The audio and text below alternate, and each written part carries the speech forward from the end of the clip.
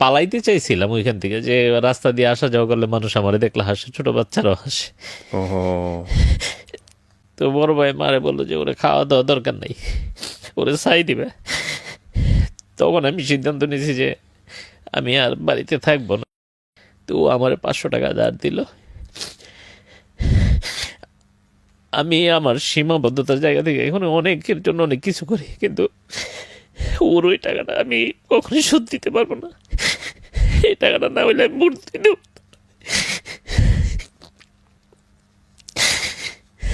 এই জন্যই আমরা বলি যে ওনার গল্পটা যতটুকু শুনেছি, যে এই জন্য বলা আছে, প্রতিটা ধর্মেই বলে যে উত্তম কথা হচ্ছে ইবাদত, সর্বোত্তম ইবাদত। ওই যে ওনাকে বারবার বলতেছে না যে শ্যাওলার যে উদাহরণটা দিল, এটা যে কত বড় মোটিভেশন উনি দিয়েছে। কারণ গল্পটা তো আপনারা জানেন না এরপরে কী করতে যাচ্ছে, আমি জানি কি ভয়ঙ্কর একটা ধাক্কা খাবেন আপনারা। এবং এই যে 500টা টাকা, এটা হয়তো ওনার জন্য কিছুই না, কিন্তু এটা ওনার জীবনটাকে কি করেছে সেটা আপনারা যদি শেষ পর্যন্ত শোনেন তাহলে বুঝতে পারবেন। What a story, what a story. তারপর আমার দুটো ইমেল অ্যাড্রেস আছে, rj_kebria@yahoo.com, এছাড়া kibriatoday@gmail.com। আপনারা দেখতে পাচ্ছেন যে আমি কোনাতে আমার ইমেল অ্যাড্রেস দুটো লিখে দিয়েছি, আপনারা চাইলে ওখানে মেইল করতে পারেন। মেইলের কথা বললাম এই কারণে যে ভদ্রলোককে আজকে আমি এখানে উপস্থাপন করতে যাচ্ছি তিনি আমাকে মেইল করেছিলেন।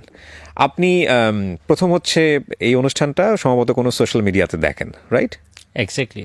এর আগ পর্যন্ত আপনি শোনেননি? না না, আমি প্রথম এটা দেখে একটা প্রোগ্রাম দেখে মনে হলো যে এই প্রোগ্রামটা অ্যাকচুয়ালি কে করে, হু ইজ দ্য ক্রিয়েটর, যে এইভাবে নিয়ে আসছে প্রোগ্রামগুলি, এত একটা ভালো program. Then I got your mail, then I decide by myself যে আমার একটা মেইল করা দরকার, যে আমি কিছু বলতে চাই।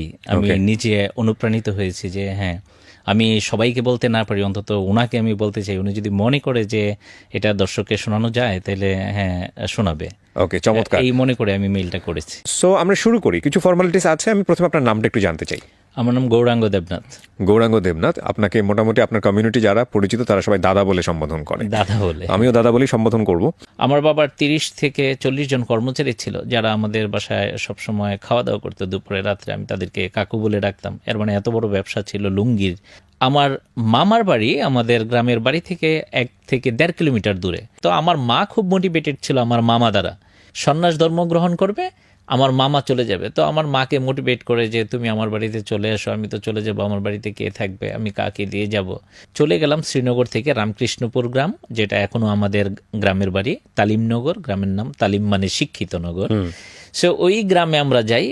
ওই গ্রামে যাওয়ার 6 থেকে 7 মাসের মধ্যে আমার বাবা মারা যান। তো এইভাবে অনেকটা সময় কেটে গেল, 2, 3, 4 বছর। But then we been face the actual trouble, what is the money trouble is called. তা আমাদের তখন মানে আমরা 3 বেলা খেতে পারি না, মানে ফ্র্যাঙ্কলি আই এম স্পিকিং, আমরা 3 বেলা খেতে পারি না। আমার বড় ভাই তখন সবে মাত্র 86 সালে মেট্রিক পরীক্ষা দেয়। আমার বড় ভাই তখনকার সময়ে 86 সালে তখন কিন্তু হাতে গোনা হয়তো 10,000 ফার্স্ট ডিভিশন সারা বাংলাদেশে পেত। আমার ভাই he is one of them, first division ছিল তার, মানে এসএসসিতে সায়েন্সের স্টুডেন্ট ছিল। 16 বছরের একটা ছেলে তখন আমাদের সংসারে হাল ধরে। ভাই সায়েন্সে পড়াশোনা করতো, কোম্পানিগঞ্জে একটা কলেজ ছিল, ওইখান থেকে বাবা মারা যাওয়ার পরে ভাই শুনে ওইখান থেকে সকালে আসছে। আসার পরে ভাই আর ওই কলেজে যায় নাই, উনি তখন আমাদের সংসারে হাল ধরে। ওই বিজনেস তো তখন ওনার মতো মানুষ চালানোর কথা না, 16 বছরের মানুষ, লুঙ্গির বিজনেস, এত বড় বিজনেস, 30 জন কর্মচারী ছিল তখন। আমার ভাই বুঝতো না, বাট টাকা পয়সা সব কিছু শেষ হয়ে গেল কোনো এক সময়। সকালবেলা দুধ নিয়ে বাজারে যেতাম, বাজার থেকে 1 লিটার 2 লিটার দুধ বিক্রি করে টাকা আনলে ওইটা দিয়ে বাজার করা হতো। মানে আমরা কিন্তু ওই জায়গায় ছিলাম। 37 বছর আগে 1 টাকার অনেক ভ্যালু ছিল। আমি 25 পয়সা নিয়ে স্কুলে গেলে আমার পিছনে 4 জন বন্ধুরা আমার পিছনে গুড়গুড় করতো, কারণ 25 পয়সা আমি 4টা আইসক্রিম পেতাম। আমার বাবা 1 টাকা দিত প্রত্যেক দিন, আমার 75 পয়সা সেভিংস হতো ওই জায়গায়। আর তখন ওই যে দুধের কথা বললাম, 1 লিটার দুধের দাম মাত্র 3 টাকা থেকে 3.5 টাকা ছিল। আমার বাবা মারা যাওয়ার পরে ওই আমাদের 2টা গরু, ওই গরুর দুধের উপর আমরা নির্ভরশীল। আমার ভাই তো বিজনেস ফেল করলো। তখন এইগুলি করতে করতে করতে করতে আমি 5 পর্যন্ত পাশ করে ফেললাম। আমার রোল নাম্বার 1, 2, 3 থাকতো, 1 কদাচিৎ থাকতো, হতে পারতাম না। কিন্ডার গার্ডেনে হইতাম, প্রাইমারিতে পারতাম না। তো একটা কষ্ট যে ফার্স্ট হতে পারি না, সেকেন্ড থার্ড হই, প্রাইমারিতে বেতন লাগে না। এখানে বলে রাখি যে আমি এই পর্যন্ত আসছি, ঈশ্বর আমাকে নিয়ে আসছে। Nobody can say in my family they been spend for a single penny for my life in the purpose of education, not single penny. আমরা তিনবেলা ভালো খেতে পারতাম না। আমার এখনও মনে আছে, একটা ডিম আনলে তখনও আমাদের বাড়িতে একটা কর্মচারী ছিল, উনি আমার ভাইয়ের সাথে ব্যবসাটা তারপরও ধরে রাখার চেষ্টা করতো। মানে লাভ হইতো না, যা একটু হয়তো সপ্তাহে 100-200 টাকা লাভ হইতো, 400 টাকা লাভ হইতো। ওই দাদা আর ওই কর্মচারী কালিদাস ছিল ওনার নাম, তাদেরকে একটা ডিমের অর্ধেক অর্ধেক দিত, আর আমাদের ছোট দুই ভাইকে একটা ডিমের 4 ভাগের 1 ভাগ দিত। তো আমরা সবসময় ওই ডিমটার দিকে তাকায় থাকতাম যে কবে আমাদেরকে অর্ধেকটা ডিম দিবে, অর্ধেকটা ডিম যদি পাওয়া যেত। তো 6এও পড়ে ফেললাম, 7-এ পড়ে ফেললাম, 8-এ যখন উঠছি তখন আমাদের পড়াশোনাটা বন্ধ হয়ে যাবে আমার। বাট আমার খুব ইচ্ছে যে আমি পড়াশোনা করব। আমি একটা টিউশনি করা শুরু করি। আমার প্রথম স্টুডেন্ট ছিল নাম জন্টু, ও ক্লাস 2-তে পড়তো। আমার প্রথম টিউশনির টাকা 1 টাকা 10 পয়সা, আমি যখন ক্লাস 4-এ পড়ি। 1 টাকা 10 1 পয়সা। টাকা 10 পয়সা, হিউজ টাকা তখন, 1 টাকা 10 পয়সা। তো 8-এ ওঠার পরে না আর স্কুলে দেওয়া যাবে না, কিছু একটা কাজ করতে হবে। তো মার মামাতো ভাই আছেন, উনি এখন চিটাগংয়ে থাকেন, দিবাস। উনি তখন কক্সবাজারে থাকতেন। 1991 সালের ঘটনা এটা, তখন আমি মাত্র ক্লাস 8-এ উঠলাম। তো মার মামাতো ভাই আমাকে মাকে অফার করলো যে আমার মাকে উনি খুব আদর করতেন, বলতো যে তোমার এই ছেলেটাকে আমার কাছে দিয়ে দাও, ও আমার বাসায় থেকে পড়াশোনা করুক। মামা তখন একটা ভালো চাকরি করে কক্সবাজারে, মিনার এজেন্সি, একটা ফিশিং কোম্পানি।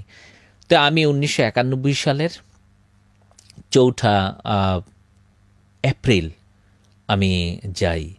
সম্ভবত দিনটা বুধবার ছিল। মঙ্গলবারে 3 তারিখে আমাদের এলাকার সবচেয়ে বড় বাজারটা আয়তন প্রায় 2 কিলোমিটার, এক মাথা থেকে আরেক মাথা। আমি বাজারে যাই যে একটা পুরান প্যান্ট কিনবো, কারণ তখন আমার ফুল প্যান্ট ছিল না, আমার শুধু হাফ প্যান্টই ছিল। মানে এটা পড়ে চিটাগাংয়ে যাওয়ার জন্য? হ্যাঁ, যে কক্সবাজার যাবো, লুঙ্গি পরে তো যেতে পারবো না। তো আমি পাইনি।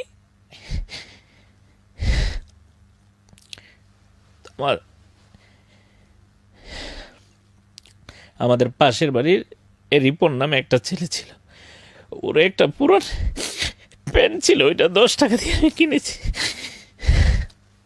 আমার ওই জমানো টাকা দিয়ে।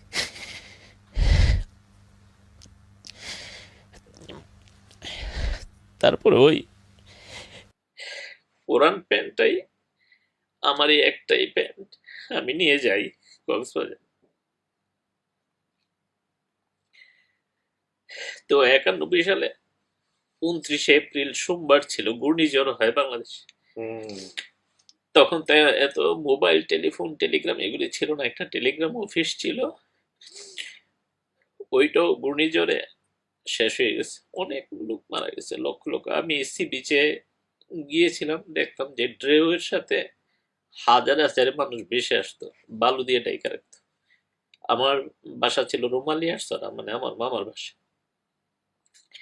তো এখান থেকে যেতাম, দেখতাম যে কত মানুষ মারা যেত। আমার মা তখন শুধু বিটিভি ছিল, আমার মা পরে এটা বলতো, আমার বলেছে যে টিভির সামনে সারাদিন বসে থাকতো, যে জানে না তো আমি বেঁচে আছি না মরে গেছি। তো এরপরে কোনো এক সময় যখন যোগাযোগ হয়, প্রায় 1.5 মাস পরে গাড়ি চলে, কারণ চিটং থেকে কক্সবাজারের সবটা রাস্তা গাছে ব্লক করা ছিল, সব গাছ পড়ে। তারপরে আমার মা বলছে যে না, আমি জায়গায় আমার সাথে থাকবো, এখানে থাকার দরকার নেই। তো এর মাঝে আবার মামার অন্য ভাইদেরকে মামার সাহায্য করতে হয়, মামারও একটু প্রবলেম। তো মামা আমার শর্ত দিল যে তুমি ওই স্কুলে যদি ফার্স্ট হও তাহলে তোমার রাখবো, নতুবা রাখবো না। তো আমার খুব ইচ্ছে ছিল, ছোট মানুষ, যে গ্রামে কেন থাকবো, শহরে থাকবো, সারা দুনিয়ার মানুষ ওইখানে দেখতে যায়, আমি ওইখানে থাকতে পারতেছি। দাদুকে মামা ফোন করে বলেছে, ও চিৎকার চেঁচামেচি করে। তো আমার মা বলছে দরকার নাই, মানুষ তোমার মন্দ বলে ওইখানে যাওয়ার দরকার নেই। তো পরে আমার মার্কশিটটা মামা এই পাঠাইছে যে আমি ওইখানে ফার্স্ট হয়েছি। এবং ওইখানে একজন স্যার ছিল, মাসুদ স্যার, উনি আমার এত আদর করতো, এবং উনি আমাকে একটা চিঠিও লেখে যে তুমি আর আসো নাই। উনি আমার অঙ্ক পড়াইতো, ইংরেজিও পড়াইতো, মানে আমি অঙ্কে দুর্দান্ত ছিলাম, উনি আমার বোর্ডে আমারে দিয়ে অঙ্ক করাইতো। ওরে বাবা। তো রামকৃষ্ণ স্কুল থেকে আমি 8 থেকে যখন 9-এ উঠি, তখন আমার রোল নাম্বার 8। তো আমার খুব ইচ্ছে যে সে একবার যদি ফার্স্ট হইতে হয়। আর আমাদের স্কুলটা অনেক ভালো স্কুল, অনেক ভালো মানে 22টা প্রাইমারি স্কুলের স্টুডেন্টরা এসে ওই স্কুলে ভর্তি হয়। আর মানে কোনো একটা প্রাইমারি স্কুলের ফার্স্ট বয় স্কুলে মিনিমাম 22 বেরোল। তো আমার খুব ইচ্ছে যদি একবার হইতে পারতাম, একবার হইতে পারতাম। তা আমি বরাবরই অঙ্কে ভালো ছিলাম। তো ওই হিসেবে 10-এ ঢোকার পরে আমি একটু রিকোয়েস্ট করেছি। সাত্তার স্যার ছিল বাংলা পড়ায়, আমার এত আদর করতো, সবাই আদর করতো আমার। সন্তোষ স্যার অঙ্ক ইংরেজি পড়াইতো আমারে। তো আমি বললাম যে আমি স্কুলের হোস্টেলে থাকবো। তো হোস্টেলে থাকতে হইলে এই শর্ত মানতে হবে, এইগুলি করা যাবে না, সব মানবো। এটা কুমিল্লাতে? কুমিল্লাতে, হোমনা রামকৃষ্ণপুর। রাইট। তো রামকৃষ্ণপুর গ্রাম। তো ওইখানে আমি হোস্টেলে থাকলাম। তো আমার ইচ্ছা যে আমার একবার ফার্স্ট হইতে হবে, টেস্ট হোক প্রি টেস্ট হোক যে কোনো সময়। পারি নাই। তো এরপর শেষ পর্যন্ত আমি 94 সালে মেট্রিক পরীক্ষা দিলাম। মেট্রিক পরীক্ষায় আমি আমার স্কুলে ফার্স্ট হয়েছি। স্কুল থেকে? স্কুল থেকে, আমার স্কুল থেকে আমি 798 পাইলাম। আচ্ছা, তখন তো স্টার মার্কস। তখন আমি 5টা লেটার সহ আমি সায়েন্স থেকে। আচ্ছা, 5টা লেটার মার্কস। তো সায়েন্স থেকে কেন হইলাম, এটার পিছনের হইলো যে আমার বড় ভাই যে ডাক্তার হতে পারে নাই, উনার ইচ্ছা যে আমার ডাক্তার বানাবে। তো এরপরে সিদ্ধান্তটা হয়তো এক সেন্সে ভালো হয়েছে, আরেক সেন্সে খারাপ হয়েছে। আমি আবার গ্রাম থেকে আসতে চাই না এইবার। আমার first boy 7, second boy, first boy ছিল 9 পর্যন্ত ছিল তফাজ্জল, আর 10-এ উঠা মহসিন হইল। মহসিন এখন চাকরি করে ডক্টর মুশারফ হোসেন কলেজে ফিজিক্সের টিচার। সে পরে জাহাঙ্গীরনগর ইউনিভার্সিটিতে পড়াশোনা করেছে। আর তফাজ্জল অ্যাকচুয়ালি কিছুই করতে পারে নাই। আমি সবসময় বলতাম তফাজ্জলের he is the ship of English. ও যখন ক্লাস 6-7-এ পড়ে দুর্দান্ত ইংলিশ বলতো। এটা একটা অদ্ভুত জিনিস, মানে সৃষ্টিকর্তার একটা খেলা। আমি জানি না, এটা আপনি বলছেন তো আমার সাথে অনেক কিছু মিলে যাচ্ছে। আমি আমার স্কুল জীবনে যাকে ফার্স্ট বয় পেয়েছি সে জীবনে কিছুই করতে পারে নাই। হ্যাঁ, এবং এমন হয়েছে যে কলেজ জীবনে সে ব্যাক বেঞ্চার ছিল, কিন্তু ঢাকা ইউনিভার্সিটিতে এসে দুর্দান্ত সাবজেক্টে পড়াশোনা করেছে। এগুলো কিন্তু মানে ভয়ঙ্কর রকমভাবে কিছু না কিছু মোমেন্ট পুরো লাইফটাকে চেঞ্জ করে দেয়। রাইট, বলেন তারপর। তো এরপরে পরে আমি গ্রাম থেকে আসবো না, কিন্তু আমার বড় ভাই বলছে গ্রামে থাকলে তুমি খারাপ হয়ে যাবে। আর আমার বড় ভাই আমাদেরকে পড়াইতো, আমরা ছোট দুই ভাইকে পড়াইতো। প্রত্যেক বৃহস্পতিবারে বিকালে পরীক্ষা নিত আমাদের। তো পরীক্ষা নিত কি, বলতাম যে আমরা কি পড়বো, কিসের। তো বলতো যে বইয়ের এই 10 পৃষ্ঠা থেকে 20 পৃষ্ঠা বা 20 থেকে 30 পৃষ্ঠা কালো লেখা যেগুলি, এগুলি সিলেবাস। তো বইয়ের মধ্যে সবই তো কালো লেখা, এর মানে কোনো ধরাবাধা কোনো প্রশ্ন নাই, সব পড়তে হবে।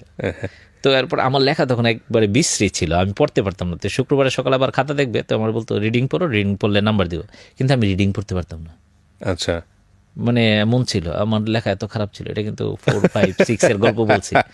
তো আমি যখন ক্লাস 8-এ পড়ি, চিটং কক্সবাজার যখন ছিলাম, ওইখানে এক ভাইয়া ছিল আনিস ভাই চিটং মেডিকেলে পড়তো। তো একবার গেল বাড়িতে, যে বাড়িতে ভাড়া থাকতো আমার, বলছে এইগুলি কি লেখো, কাওয়ারসব এগুলি কিছু হইলো, লেখা সুন্দর করে। আমি বলছি কীভাবে সুন্দর করবো, এত বছর চেষ্টা করে পারি না।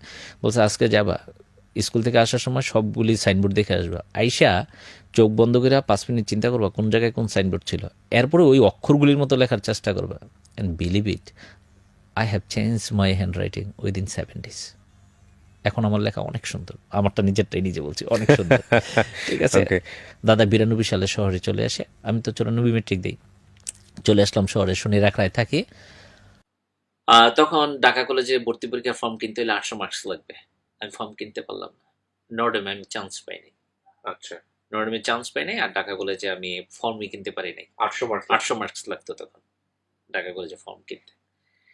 তো এরপরে আমার দাদা ঢাকা ছাড়া আমার পড়াবে না, বলছে তুমি পড়তে হলে ঢাকাই পড়তে হবে আমার সামনে থেকে। ঠিক আছে। তো আমি ভর্তি হলাম কি সরকারি কলেজে ভর্তি করাইলাম, কারণ বেসরকারি কলেজে পড়াইতে পারবে না। ঠিক আছে, এত টাকা দিয়ে। দাদা তখন মানে 1000-3 টাকা বেতন পেত। ঢাকা কলেজের ফর্ম কিনতে পারি নাই। তারপরে 2 দিন গিয়েছি, যারা ছিল ওইখানে ফর্ম বিক্রি করে, বলছি ভাই 2 নাম্বার কম, একটা ফর্ম দেন, চান্স পাইলেই তো ভর্তি করাবেন না। তো বলছে আমি গ্রামের, যেহেতু এত শহরের রুলস রেগুলেশন বুঝি, তারপরে ওই যে বিচারমানি তালগাছটা আমার যদি একটু সুযোগ দেয়।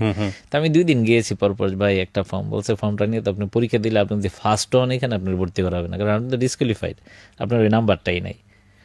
তো যাই হোক, পরে আমি ওই শনির একটা দাদা থাকতো ওইখানে, দাদার সাথে থাকলাম, ওইখানে ভর্তি করাইলো আমাকে সোহরাওয়ার্দী কলেজ, পুরান ঢাকার শহীদ সোহরাওয়ার্দী কলেজ, লক্ষ্মীবাজার।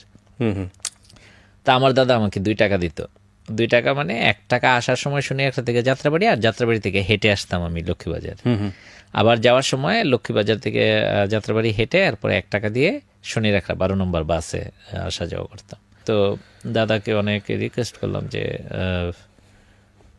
এখানে তো আমি কিছু কোলাতে পারছি না, ক্লাস হয় না, এখানে সরকারি কলেজ, আর তখন মারামারি হইতো সরকারি কলেজে, মারামারি হইতো, ক্লাস হয় না, আমরা গ্রামে ট্রান্সফার করে দেন, আমি ওইখানে চলে যাব। বলছে না, এখানে সব ছাত্ররা পড়াশোনা করে ভালো করে। তো যখন উপায়ন্তর না দেখি, তো আমি বলছি একটা মানে নিজে একটা বুদ্ধি বের করলাম যে বলি সব প্রাইভেট পড়তে হবে, তাহলে তো আর পড়াইতে পারবে না, আমি জানি যে পড়ানো সম্ভব না। তো বলছে যে ঠিক আছে, সবগুলি 1 মাস করে প্রাইভেট পড়ে সব শেষ করতে হবে। তো আমি বলছি তো ঢাকা শহরে কেউ পড়ায় না, সারা বছর প্রাইভেট পড়াইতে হয়। বলছে তুমি 1 মাস করে পড়লে পড়ানো তো নাই। তো পড়লে পরে কি সবাই যেখানে 250 টাকা 300 টাকা মাস, উনি আমার বললো যে খুঁজে বের করো সবচেয়ে কমে কে পড়ায়। তো বের করলাম একজনে 150 টাকা দিয়ে পড়ায়। তা আমি একবারে শুরুতে বলছিলাম যে আমার জন্য কেউ পয়সা খরচ করে নাই, ওইটা আবার এখন ক্লারিফাই করি, আসলেই খরচ করে নাই, কারণ ওটা তো আমার জীবনে কোনো কাজে লাগে নাই। তাই ওনারে গিয়ে রিকোয়েস্ট করলাম, স্যার আমি 150 টাকা দিব, উনি হিন্দু ভদ্রলোক ছিল, আমার আপনি একটু কষ্ট করে একটু বেশি পড়াই দিন, 1 মাসের চেয়ে একটু বেশি, 1 মাসের চেয়ে। বলছে এটা কেমন কথা, সবাই তো 8 মাস 10 মাস পরে, 1 মাসে বেশি পরে কী করবো? আমি বলছি যাই করি, আমি পারি ম্যাথমেটিক্স, তারপরে একটু হেল্প করেন আমার। তো উনি কেমন জানি রাজি হইলো, দুনিয়া কলেজের টিচার ছিল উনি। তো দুনিয়া কলেজের একজন টিচার আছে সমীর স্যার পরিসংখ্যানের, উনি হেল্প করলো, উনি আবার ওনারে বলে দিল যে একটু পড়াই দেন। তো এরপরে যাই ওইখানে পড়লাম, তারপরে ফাইনাল পরীক্ষা আসলো, বাট আমার কনফিডেন্স লেভেল হাই ছিল না।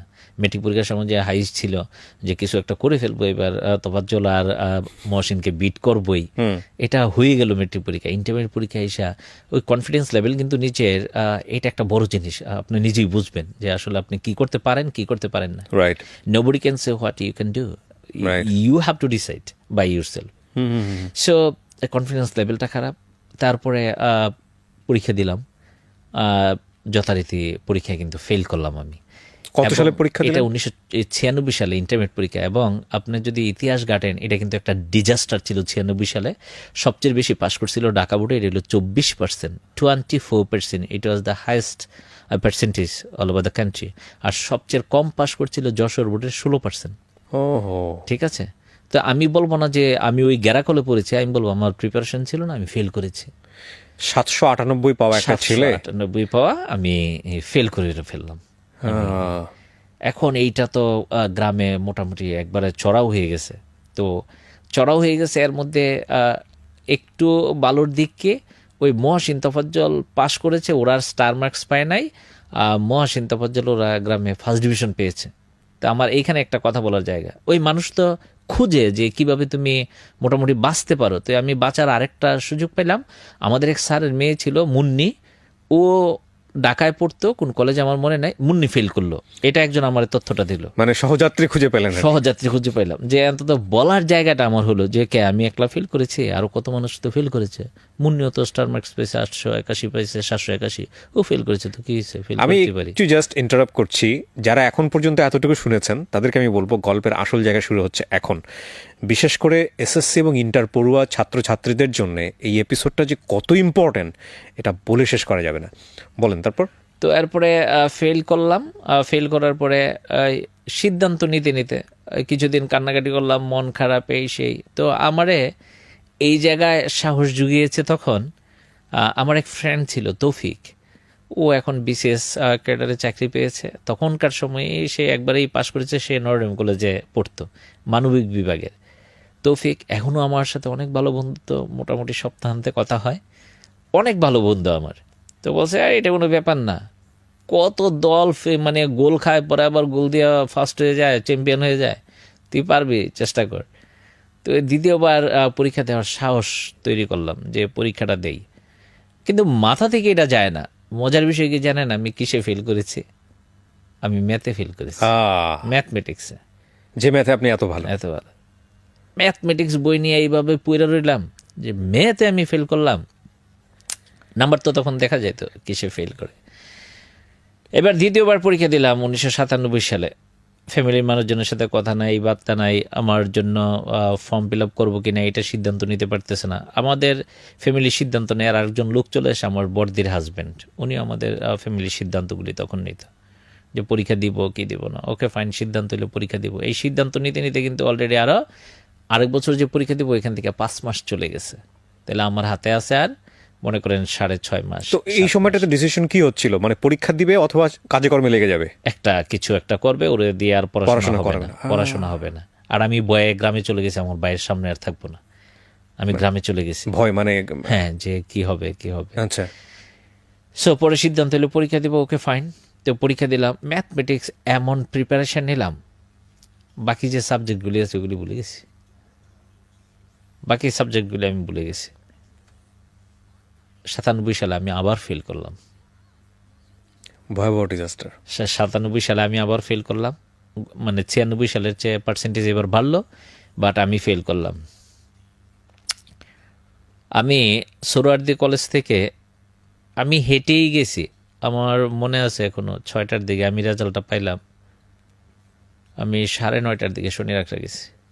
আমি হাঁটতে পারতেছিলাম না, যে আমার রোল নাম্বারটা ওইখানে নাই।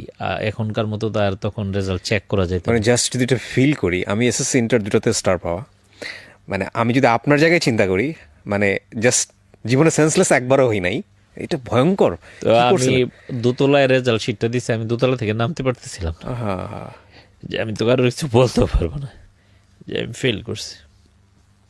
তো ওই সময় আমার ম্যাচ দিদি ঢাকায় থাকে, দুনিয়া।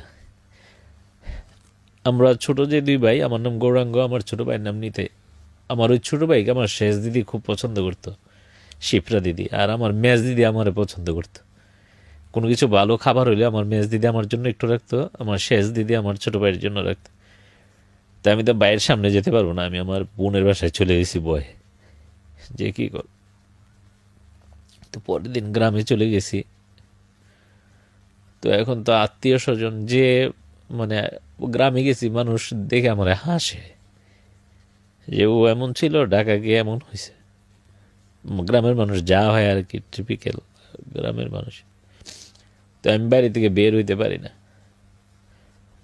তো কি করব কোনো তো সিদ্ধান্ত নিতে পারি না। তারপর আমার এখনো মনে আছে, আমাদের গ্রামে একজন দাদা ছিল, অশোকদা, মানে আমরা অশোক বলতাম, ওনার নাম একাডেমিক নাম হইল অসিত রায়।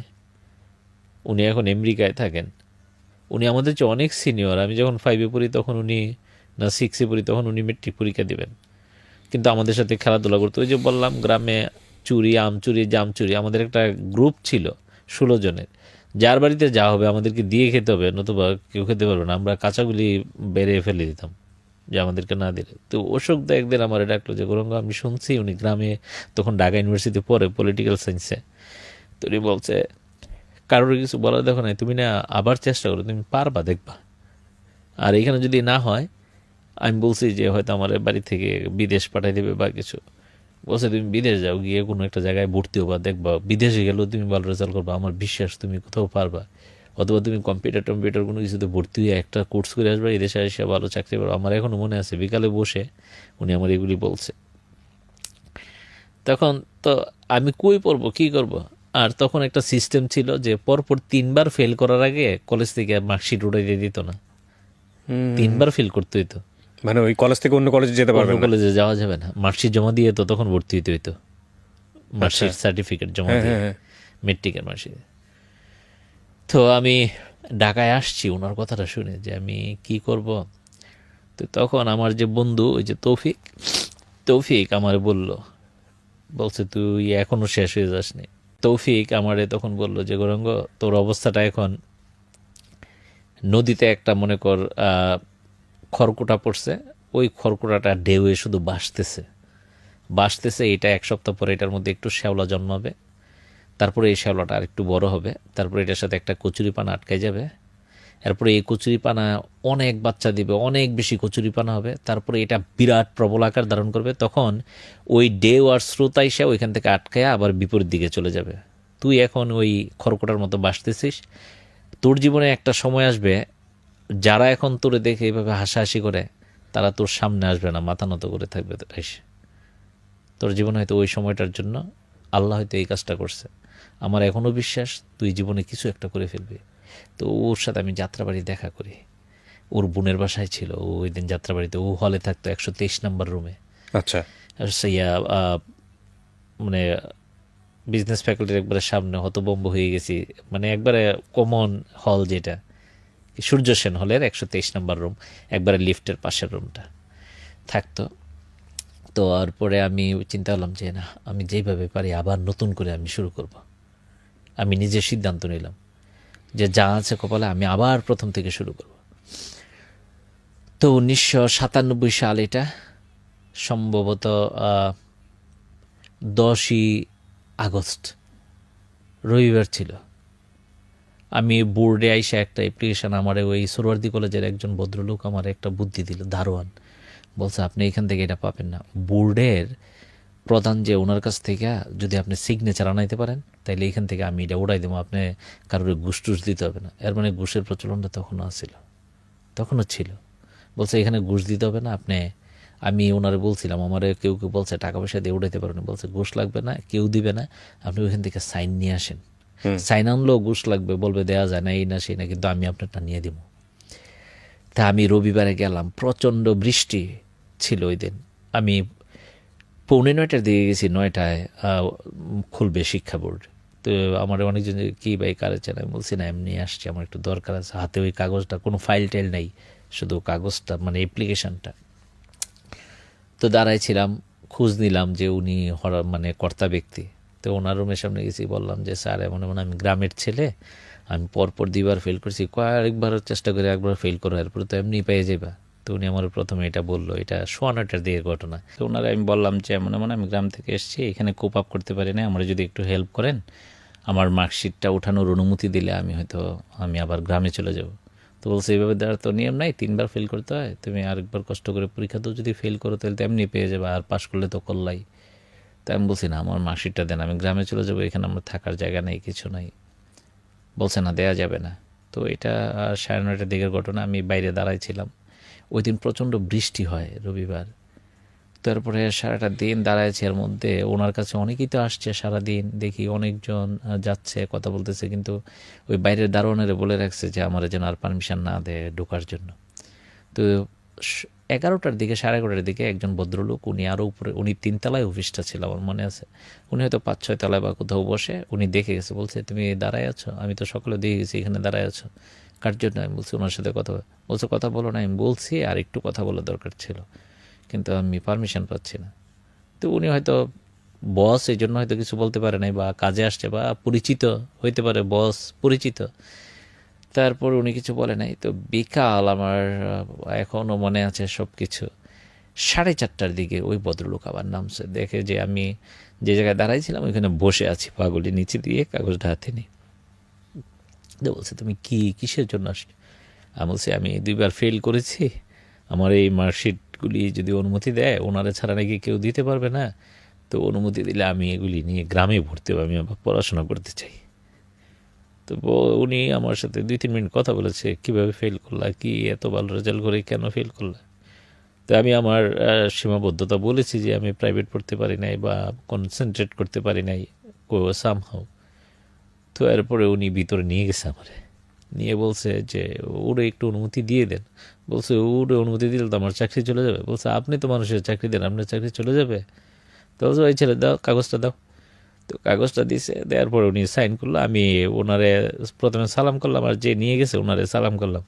তো যে নিয়ে গেছে উনি আমার জড়াই ধরে বলছে যে তুমি দেখবা অনেক ভালো কিছু করবা। তো ওই দিন বিকাল হয়ে গেছে, আমি মার্কশিটটা উঠাইতে পারি নাই, কলেজে গেছি, কলেজ বন্ধ হয়ে গেছে। তো পরের দিন 11 তারিখ আমি গেলাম, গিয়ে মার্কশিটটা উঠাইছি, উঠাইয়া কলেজে গেছি। কলেজে যাওয়ার পরে 625 টাকা লাগবে, তো আমার কাছে তো টাকা নাই ভর্তি হয়। তখন ভাবলাম যে এগুলি উঠাইলাম তাও ভর্তি হইতে পারবো না। তো আমার কাছে 140 টাকার মতো ছিল। তো আমার এক বন্ধু ছিল নাদিম, ও এখন বিদেশ থাকে। তো ওরা এসে বললাম, ও বলছে আমি তোর টাকাটা দিব, তুই ভর্তি হ। ও ফেল করছে 2বার, বাট ওর বাবার অনেক প্রভাব প্রতিপত্তি আছে। ও বলছে তুই ভর্তি হ। আমি সোহরাওয়ার্দীতে পড়তাম, সরকারি কলেজে মার্কশিট রাখতো, কিন্তু তেজগাঁ কলেজে মার্কশিট রাখতো না। ও তেজগাঁ কলেজে পড়তো, ওর কাছে মার্কশিট ছিল, ও আগেই ভর্তি হয়ে গেছে। তো ও আমার 500 টাকা ধার দিল। আমি আমার সীমাবদ্ধতার জায়গা থেকে এখন অনেকের জন্য অনেক কিছু করি, কিন্তু ওর ওই টাকাটা আমি কখনোই শোধ দিতে পারবো না। এই টাকাটা না হইলে আমি মূর্তি দেব।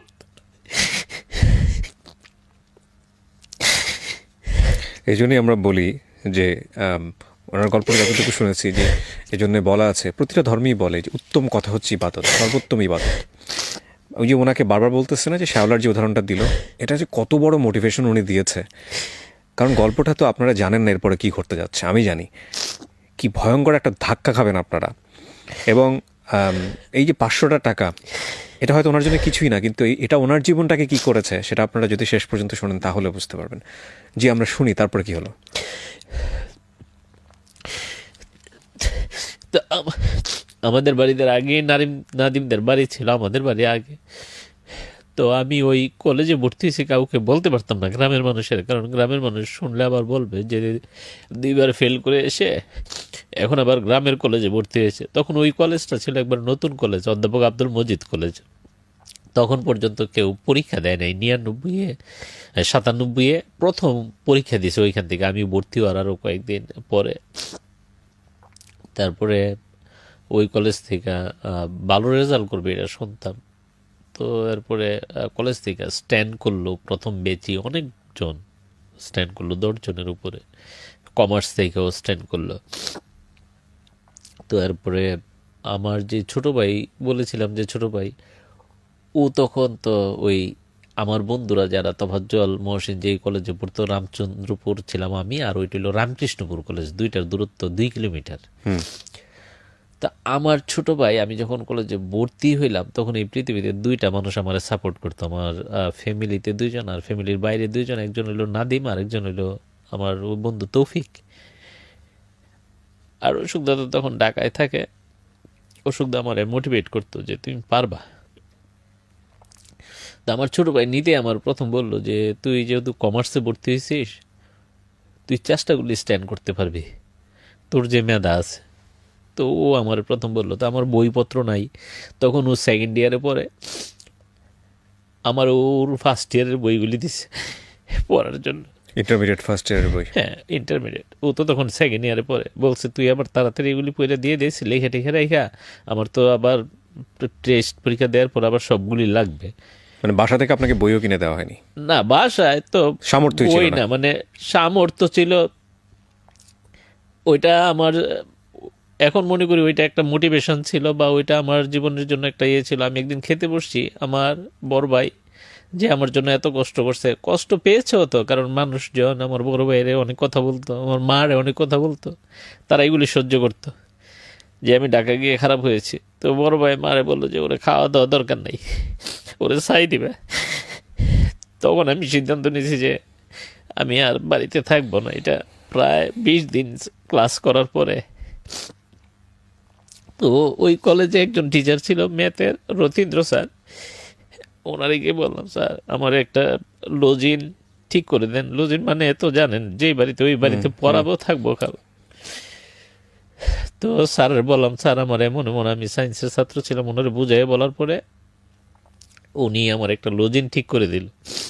তো ওই বাড়িতে 2বার পড়াইতে। তাদের অবস্থা এত ভালো ছিল না, তাদের অবস্থা ভালো ছিল না যে আমার রাইখা খাওয়ানোর মতো, কিন্তু ওই স্যার রিকোয়েস্ট করাতে আমার রেখেছে। তো ওই মানে পালাইতে চাইছিলাম ওইখান থেকে, যে রাস্তা দিয়ে আসা যাওয়া করলে মানুষ আমার দেখলে হাসে, ছোট বাচ্চারাও হাসে।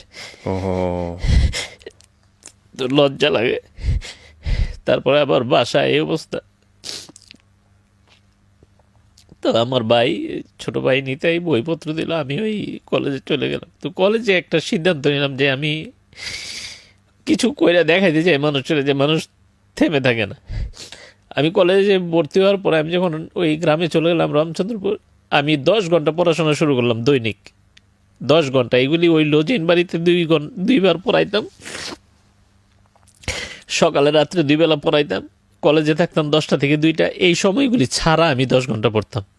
আর আমি ছোটোবেলা থেকে ধর্মকর্ম করি। আমি ভোর 4টায় উঠে যেতাম, উঠে স্নান টান করে প্রেয়ার করে তারপরে 5টার মধ্যে পড়তে বসতাম, 8টা পর্যন্ত নিজে পড়তাম, নিজে পড়ার পর 8টা থেকে বাচ্চাগুলির পড়াইতাম 9:30 পর্যন্ত, তারপর খেয়ে দিয়ে কলেজে যেতাম, 2টায় আসতাম, আইসা খেয়ে দিয়ে একটু রেস্ট নিয়ে 3টা থেকে টানা পড়তাম, একবারে টানা 5টা পর্যন্ত 2 ঘন্টা পরে ওদেরকে আবার পড়াইতাম, এরপরে ওদেরকে 7টা পর্যন্ত পড়াইয়া আবার 7টার সময় পড়তে বসতাম, একবারে খেয়ে পড়তে বসে যেতাম, আমি তাদের এখানে খেয়ে পড়তে বসে যেতাম, ওই 10 ঘন্টা কাবার হইলে আমি ঘুমিয়ে যেতাম, যে 10 ঘন্টা আজকে পড়া শেষ। কোনো দিন যদি 9 ঘন্টা পড়তাম, পরের দিন আমি 11 ঘন্টা পড়ে ফেলতাম, যে কালকে 1 ঘন্টা আমার পড়া কম হয়েছে। তো আমি 4 মাস পরে দেখি ফার্স্ট ইয়ারে কোনো পড়া নাই আমার, আমি সব পারি। তাই আমি আমার ছোটো ভাইয়ের বলছি যে আমি এগুলি সব পারি। বলছে তুই পড়লে দেখবি তুই ভালো রেজাল্ট করবি, তুই অনেক ভালো রেজাল্ট করবি, স্ট্যান্ড করবি। তা আমরা ভালো ছাত্র, আমার আগের বেচে 93 সালে রামকৃষ্ণপুর স্কুল থেকে তহিদুল ইসলাম নামে এক ভাই, তহিদ ভাই 10ম স্ট্যান্ড করে। তো গ্রামের সাংবাদিক যায়, তা আমার মা আমাদেরকে বলছে তোমরা নাকি ভালো ছাত্র সবাই বলে। তখন তো আমরা আমি মেট্রিক পরীক্ষা দেবো, আর আমার ছোটো ভাই তখন 8-এ পড়ে, 2 বছরের জুনিয়র। তোমাদের জন্য তো সাংবাদিক আসে না। তো আমার মারে বুঝাইছে যে উনি স্ট্যান্ড করছে, এই জন্য আসছে। তো পরে আমার তখন ইন্টারমিডিয়েট যখন ভর্তি হয়, তখন আমার মনে হয়েছে যে আমার মার আশার আমার পূরণ করতে হবে কোনোভাবে। তো আমি 11 ঘন্টা পড়তাম, 12 ঘন্টা পড়তাম, 13 ঘন্টা পড়তাম। তো পড়তে পড়তে আমি কলেজে যখন প্রথম পরীক্ষাটা হইলো, প্রথম ফার্স্ট হই কলেজে। আমার সাথে আমার বন্ধু বলতে তেমন কেউ ছিল না, আমার সাথে কথা বলতো না, বলতো আদু ভাই 2বার পড়ে আইসা আমি যে বেঞ্চটায় বসতাম প্রথমে কেউ বসতো না, একদম পিছনের দিকে, কোনার দিকে। আমি পিছনে বসতে পারি না, আমার লজ্জা লাগতো পিছনে বসলে। আমি সবসময় স্কুল কলেজের সামনে বেঞ্চে বসতাম। ওই বেঞ্চে কেউ বসতো না? না, আমার সাথে কথা বলতো না, বসতে চাইতো না প্রথম। কি ভয়ঙ্কর সামাজিক মানসিকতা আমাদের। তো ওইখানে যে বাংলা স্যার,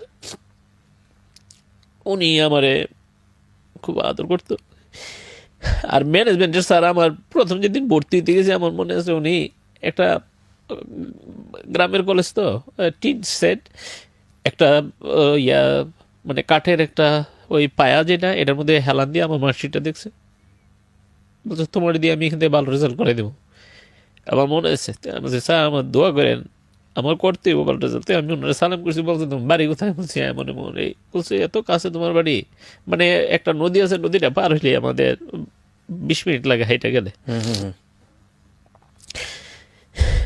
তারপরে আস্তে আস্তে কয়েকটা বন্ধু হইলো, এর মধ্যে একটা মেয়ে বন্ধু ছিল নাসরিন, এখন তেজগাঁ কলেজে আছে অ্যাসিস্ট্যান্ট প্রফেসর। ও আমার দাদা ডাকতো, বলতো দাদা আপনি ফার্স্ট সেকেন্ড থার্ড হয়ে যাবেন, আপনি পড়াশোনা করলে, আপনি যা বুঝেন, আপনি যেভাবে আমি নোট করে পড়তাম। আমার প্রত্যেকটা ক্লাসের নোটের যে নোট করতাম, ডাইন কর্নারে লেখা থাকতো যে এই নোটটা আমি প্রথম কত তারিখে করছি, দ্বিতীয়বার রিভাইজ যখন নোট করতাম আগের ডেটটাও থাকতো, 2 নম্বর ডেটটা ব্র্যাকেটে সেকেন্ড লেখা থাকতো, ব্র্যাকেটে থার্ড। আমার এক একটা প্রশ্ন এমন 6, 7, 8 পর্যন্ত যাইতো, আর এটার আমি 7বার 8বার মডিফাই করছি। তো ও আমারে তখন অভয় দিল যে আপনি ভালো কিছু করবেন, সব সময় বলতো। তো কলেজে গেলে আমার জন্য উনি অনেক কিছু করেছে। আমার জন্য উনি প্রথমে, আমি ওই যে পড়ায় টড়ায় যাইতাম, আমার দেরি হইতো, তো উনি গিয়া প্রথমে ওনার একটা খাতা দিয়ে আমার জন্য জায়গা রাখতো। আমি বলতাম যে আমি পিছনে বসতে পারি না, লজ্জা লাগে, তো উনি আমার জন্য জায়গা রাখতো। আমি শুধু এতটুকুই বলতে পারি যে ফ্যামিলি মেম্বাররা যদি কেউ দেখে থাকেন, তাহলে বলবো যে প্রত্যেকটা সন্তান যারা এসএসসি এবং ইন্টার পড়ুয়া আছে, তাদের প্রত্যেককে এই গল্পটা আপনারা অন্তত 5বার দেখাবেন। এবং আমি বলি যে আমাদের যেরকম টেস্ট পেপার যেরকম গলার মালা হয় এসএসসি পরীক্ষার সময় বিভিন্ন স্কুলের প্রশ্নপত্র, কিংবা আমি জানি না এটা এখন হয় কিনা, ইন্টারে যেরকম মালা হয়, আমি মনে করি ওই মালার সাথে এই মালাটা থাকা উচিত। এই গল্পটা শেষ পর্যন্ত শোনেন। তো এরপরে ফার্স্ট ইয়ার থেকে সেকেন্ড ইয়ারে উঠবো, আমি ফার্স্ট হইলাম কলেজে। আচ্ছা, কলেজে ফার্স্ট হইলাম, তখন আমার অনেক বন্ধু বান্ধব হয়ে গেছে, এর মধ্যে একটা না আমি বলি যে মফিজ ছিল, ও আমার কন্টেন্ডেড ছিল কমার্সের। তারপরে আরও কয়েকজন ছিল, আব্বাস, ওই নাসরিন ম্যাডাম, নাসরিন আপা। তারপরে সায়েন্সের অনেকগুলি ভালো বন্ধু ছিল আমার, বা মহিউদ্দিন, তারপরে আবুল কালাম আজাদ, মানবিকের ছিল আলমামুন। এক একজন এক এক জায়গায় টপ লেভেলে আছে এখন, সবাই। তো আমি তখন তো ওই লজিন থাকি, তো আমি ওদেরকে বললাম যে আমি এইভাবে থাকি, আমার যদি হোস্টেলে থাকতে পারি তাহলে তোমাদের সাথে থাকলে আমার আরও পড়াশোনার মানটা ভালো হবে। তো তো বলল যে এখানে তো সিট নাই, মানে আসলে সিট ছিল না, এখানে 12 জন থাকতো ওরা একটা হোস্টেলে। তো এর মধ্যে আমি যে বাড়িতে লজিং থাকতাম তাদের অবস্থা খুবই খারাপ হয়ে গেল। আমি নিজে দেখতেছি যে একটা অতিরিক্ত মানুষের যে তারা খাবার দিবে ওই ক্ষমতাটা তাদের নাই। তা আমি মানে একটু বিবেক তো আমার আছেই, যে আমি হয়তো পড়াই, তাদের পড়ানোর দরকার নেই, ছাত্রছাত্রীগুলি বেশি ভালো ছিল না। ও, তো তারা হয়তো ওই স্যার রিকোয়েস্ট করছে এই জন্য রাখছে আর কি, বুঝতে পেরেছি, হ্যাঁ। রাখছে। তো আমি, আমারই আর ক্লাসমেট ছিল, আহ, মানে দুইজনেরা ভাই বোন একসাথে পড়তো, দয়ালমণি আর কল্যাণী দত্ত। তো দয়ালমণি আমার বলল যে গৌরাঙ্গ তোর এত প্রবলেম, ওরা আবার প্রভাব প্রতিপত্তি, ওদের নিচে একটা ফার্মেসি আছে, দোতলায় ওদের ফ্যামিলি থাকে, আর 3 তলায় দয়ালমণি থাকে। বলছে তুই আমার, ওর ছোট একটা বোন আছে অলকা, বলছে তুই অলকারে পড়াইস, আমাদের বাড়িতে তুই খাওয়া দাওয়া করিস, আমার সাথে থাকিস, তাহলে আমার পড়াশোনা হবে। তা আমি ওদের বাড়িতে থাকলাম। তো গ্রামে যাওয়া হয় আর কি, অনেক কিছু আমার জীবনে অনেকে জানে না, আজকে জানা উচিত। যে হঠাৎ ওই বাড়িতে তারা বলল যে আহ, আমি আপনাকে বলেছি আর কি, এগুলি প্রচার করবেন না করবেন, না, না, বলেন, মানে please, কাটবেন না কাটবেন, যেহেতু মেয়ে আছে গ্রামের হ্যাঁ। মানুষজন খারাপ মনে করে। তো ওই মামা ডাকতাম আমি দয়ালমণির বাবারে। আপনি টিস্যু নিতে পারেন নিচে থেকে, সমস্যা নেই। তো বললো যে বাবা তুমি বাড়িটা ছেড়ে দাও। তো আমি তৎক্ষণাৎ, মানে আমি কি করব বুঝতে পারতেছি না, যে আমার খাওয়ার জায়গাটা বন্ধ হয়ে যাচ্ছে, কারণ আমার ফ্যামিলি মানুষের সাথে তখন কোনো যোগাযোগ নেই, শুধু আমার ভাই আর আমার মার খবর পাই আমি ওই রামচন্দ্রপুর বাজার, তো বড় বাজার যে বললাম, মানুষজন গ্রাম থেকে আসে, আমি শুনি মা কেমন আছে।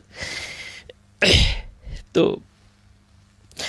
আমি তখন ওই যে মফিজ, আজকে এখানে আসার আগে ওর সাথে আমার 1 ঘন্টা কথা হয়েছে ফোনে, 1 ঘন্টা 59 মিনিট। তো গ্রুপে ও অনেকের নিয়ে আসছে, কথা বললাম। তো মফিজ তোমার সিটটার মধ্যে আমারে দাও রাত্রে একটু থাকার জন্য, আমি দিনে দিনে বাইরে থাকবো, কলেজে পয়লা রাত্রে এসে তোমাদের সাথে থাকবো। তো বলছে তোমার খাওয়া দাওয়া। আমি বলছি আমার এক কাকাতো বোন ওই গ্রামে থাকে, আমি বলছি আমার কাকাতো বোনের বাড়িতে আমি খাওয়া দাওয়া করবো। আসলে ওই হোস্টেলে থেকে যে টাকা দিব খাবার, ওই টাকা আমার ছিল না।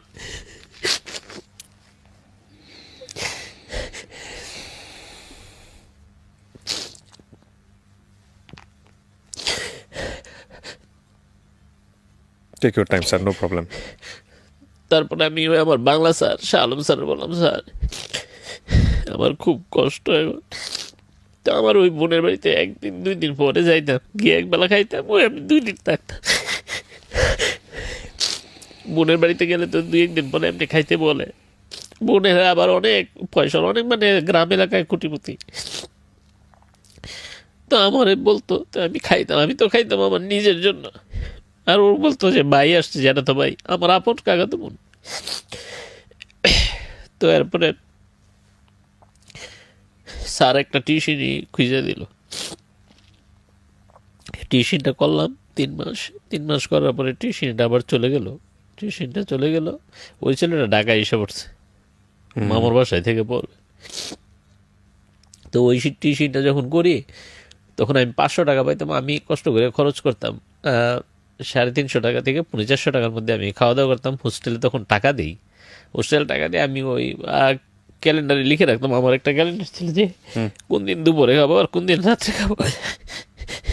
মানে খাবারটাও আপনি ক্যালেন্ডার মেনটেন করতেন?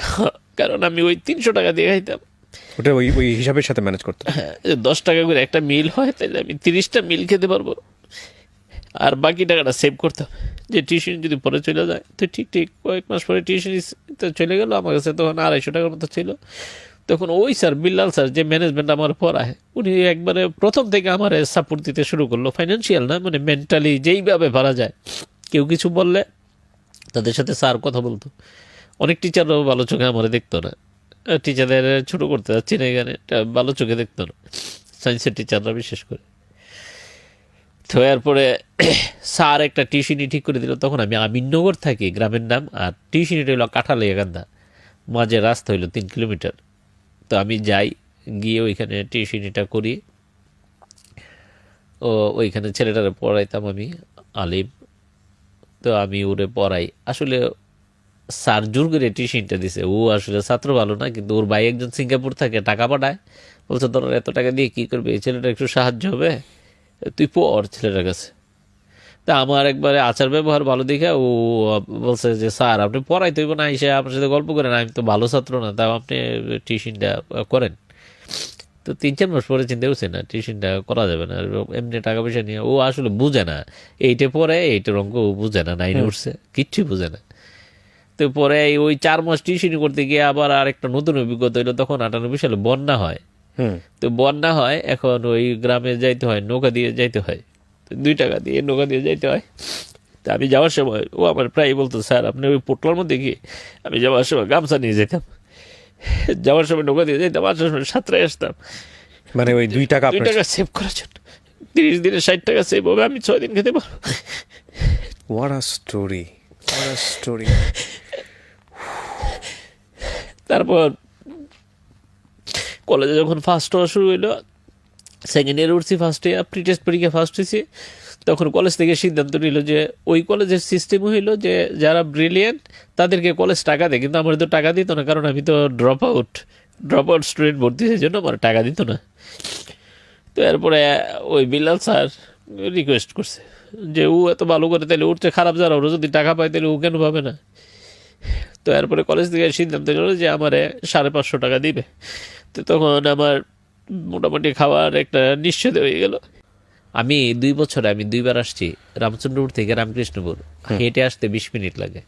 একবার আসছি খবর পাইছি মা একটু অসুস্থ, দেখতে আসছি। আরেকবার আসছি আমাদের এপ্রিলের 2 তারিখ বৃহস্পতিবার পরীক্ষা আরম্ভ হয়েছে, 1 তারিখ মার সাথে দেখা করতে আসছিলাম। এর আর দেখা করতে পারেন? আমি দেখা করতে পারিনি, মানে আমি পড়াশোনা করতাম, আর একটা টেনশন ছিল, লজ্জায় আসতাম না, আসলে আবার ভাই আমার সাথে কথা বলতো না, এত খারাপ একটা সম্পর্ক ছিল। আপনার ওই সময়টাতে কি কোনো চিন্তা ছিল যে এইবার যদি কোনো দুর্ঘটনা ঘটে আপনি কি করবেন, নাকি ওরকম কোনো চিন্তাই করেননি মাথায়? না, আমি তখন চিন্তা করছি যে আমি এমন কিছু একটা করব মানুষ যেন সারা জীবন মানুষ মনে রাখে, এই কলেজ যেন আগামী 100 বছর আমার নিয়ে কথা বলে। সেকেন্ড থট কোনো চিন্তাই দেন নাই? না, কোনো চিন্তা নেই। মানুষের লক্ষ্য এরকম হওয়া উচিত। মানে আমি তো বলি মানুষের যে আমাদের হিন্দু ধর্মে একটা কথা আছে যে যখন অর্জুন করে ওই যে লক্ষ্য বাণ নিক্ষেপ করে, তখন বলছে সবার, দুর্যোধন দুঃশাসন সবার বলছে যে ওই গাছে টিয়া পাখির যে টিয়া পাখির চোখ না, চোখের মণি লাগাইতে হবে তীর দিয়ে। তো সবার জিজ্ঞাসা করছে টিয়া পাখি দেখো, প্রথমে বলছে দেখি, বলছে মারে লাগে না। আর অর্জুনের বলছে দেখো, কয় না কোনো টিয়া পাখি তো দেখা যায় না। বলছে দেখো না ওইখানে আকাশ, নীল আকাশ, বলছে আকাশ টাকাশ কিছু দেখে না। বলছে একটা বট গাছ চোখে পড়ে না। বলছে একটা টিয়া পাখি, কয় চোখে পড়ে না। বলছে ওইখানে একটা কালো চোখ আছে, কয় চোখে পড়ে না। কয় তোমার চোখে কি পড়ে, কয় তিল, কেমন জানি একটা কালো একটা তিলের চিহ্ন আছে। What is the focus? Focus আরো সহজ করে বলে, এই যে ক্যামেরাতে যারা আমাকে দেখছেন, এই যে আমি ফোকাস, 4-5টা ব্লার, এটা হচ্ছে ফোকাস। তো জীবনে লক্ষ্যটা সেরকম এরকম হওয়া উচিত যে আমার টার্গেট হচ্ছে এটা, বাকি সবকিছু ধোঁয়াশা। হ্যাঁ। তো আমি পড়া শুরু করলাম, ওই মেরিট হোস্টেল আইসা আমি 16 ঘন্টা পড়া শুরু করলাম। তখন তো আমার টিউশনই নাই, লজিং বাড়িতে পড়ানো নাই, কিছু নাই, শুধু কলেজ আর পড়াশোনা। আমি রাত্রে 2:30 থেকে 4টা 1.5 ঘন্টা ঘুমাইতাম। আমি 16 ঘন্টা পড়া শুরু করলাম। এবং প্রি টেস্ট পরীক্ষার পরে এগুলি শুধু ওই হোস্টেলে যারা ছিল তারা আমার বন্ধুরা হয়তো দেখছে বা শুনছে, আমি 22 ঘন্টা পড়েছি। 22 ঘন্টা পড়েছি। সবাই পড়তো ওই হোস্টেলের, সবাই পড়তো, আমি সবচেয়ে বেশি পড়তাম যে আমার কিছু একটা করতে হবে। এর মধ্যে আমার ছোট ভাই কিন্তু ইন্টারমিডিয়েট পরীক্ষা দিয়ে দিল।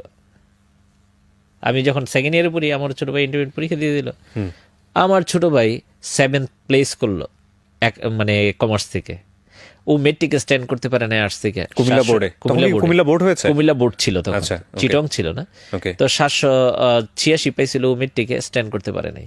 আচ্ছা, মানবিক থেকে পরে 2 নম্বরের জন্য ইন্টারমিডিয়েট গিয়ে সে 7th স্ট্যান্ড করে ফেললো। Very good.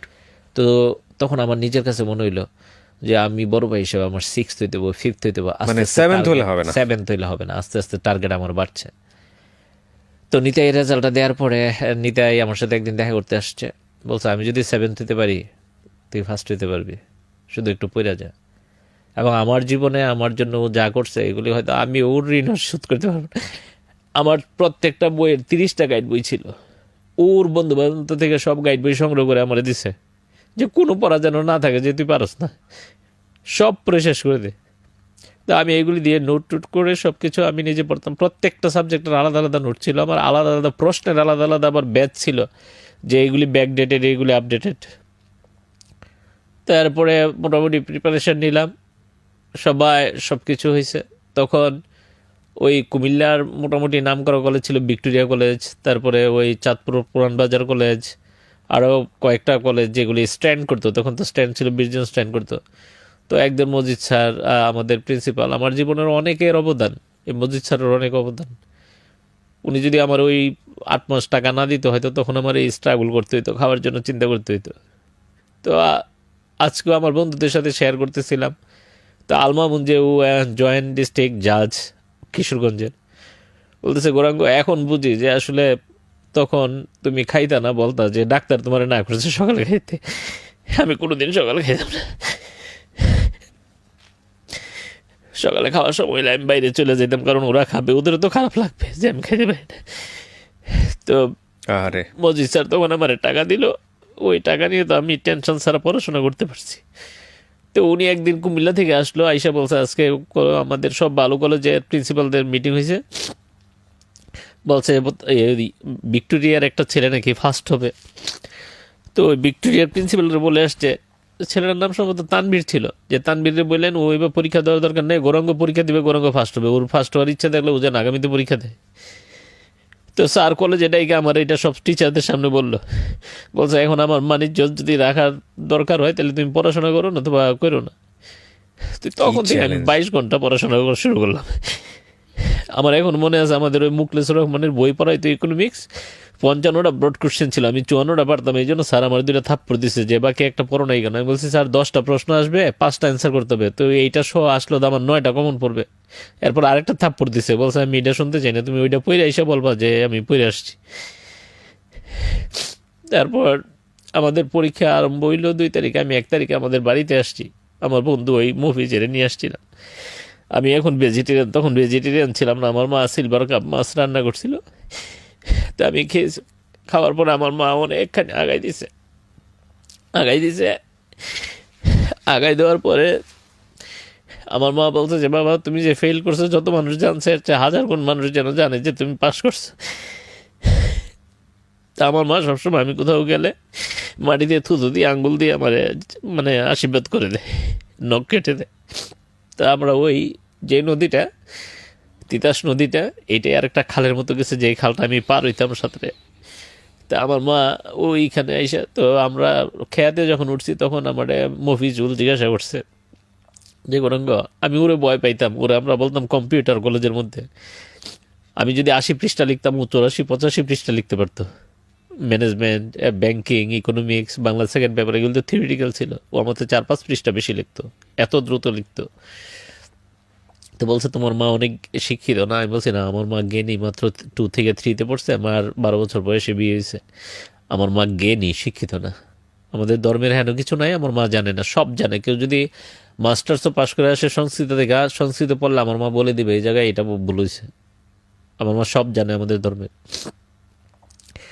তো এরপরে সবাই নামাজ পড়তে গেছে, আমাদের হোস্টেলে সবাই নামাজ পড়তো, 5 ওয়াক্ত নামাজ পড়তো। তো ইয়ে করে আসছে সবাই মসজিদ থেকে। তখন আমি মসজিদের সবারই জিজ্ঞেস করছি কে কী চাইলা কালকে পরীক্ষা, তো সবাই বলছে একে একে আল্লাহ যেন আমাদের সবার ভালো করে। এই তো মফিজ বলছে গৌরাঙ্গ, আমি আল্লাহরে বলছি আল্লাহ আমার ফার্স্ট হওয়ার দরকার নেই, গৌরাঙ্গ ফার্স্ট হলে গৌরাঙ্গের আম্মা খুব খুশি হবে। জীবন আসলে সুন্দর, সুন্দরটাকে দেখতে হয়। এত এত কষ্টের গল্প উনি বলে, ওরে আমি জড়াইয়ে ধরছি যে মফিজ আসলে আমি ফার্স্ট হলে আমার মা খুব খুশি হবে। আমার এই রেজাল্টের পিছনে আমি যা করছি পরে অনেক অবদান। আমার যে রান্না করে খাওয়াইতো আপা, শারমিন আপা, ওনারও অনেক অবদান। রান্নাঘর যাইতে 1 মিনিট সময় লাগতো, কিন্তু উনি এসে খাবারটা নিয়ে, প্লেটটা নিয়ে দাঁড়িয়ে দেখতে পাই আপনার জন্য খাবার নিয়ে এসছি। আমি খাইয়া ওইখানে হাতটা দিলে উনি থালাটা নিয়ে যেত, কারণ আমি ওইখানে যাবো আসবো, সবাই একটু 5 মিনিট 10 মিনিট গল্প করবো, আমার এত সময় নাই।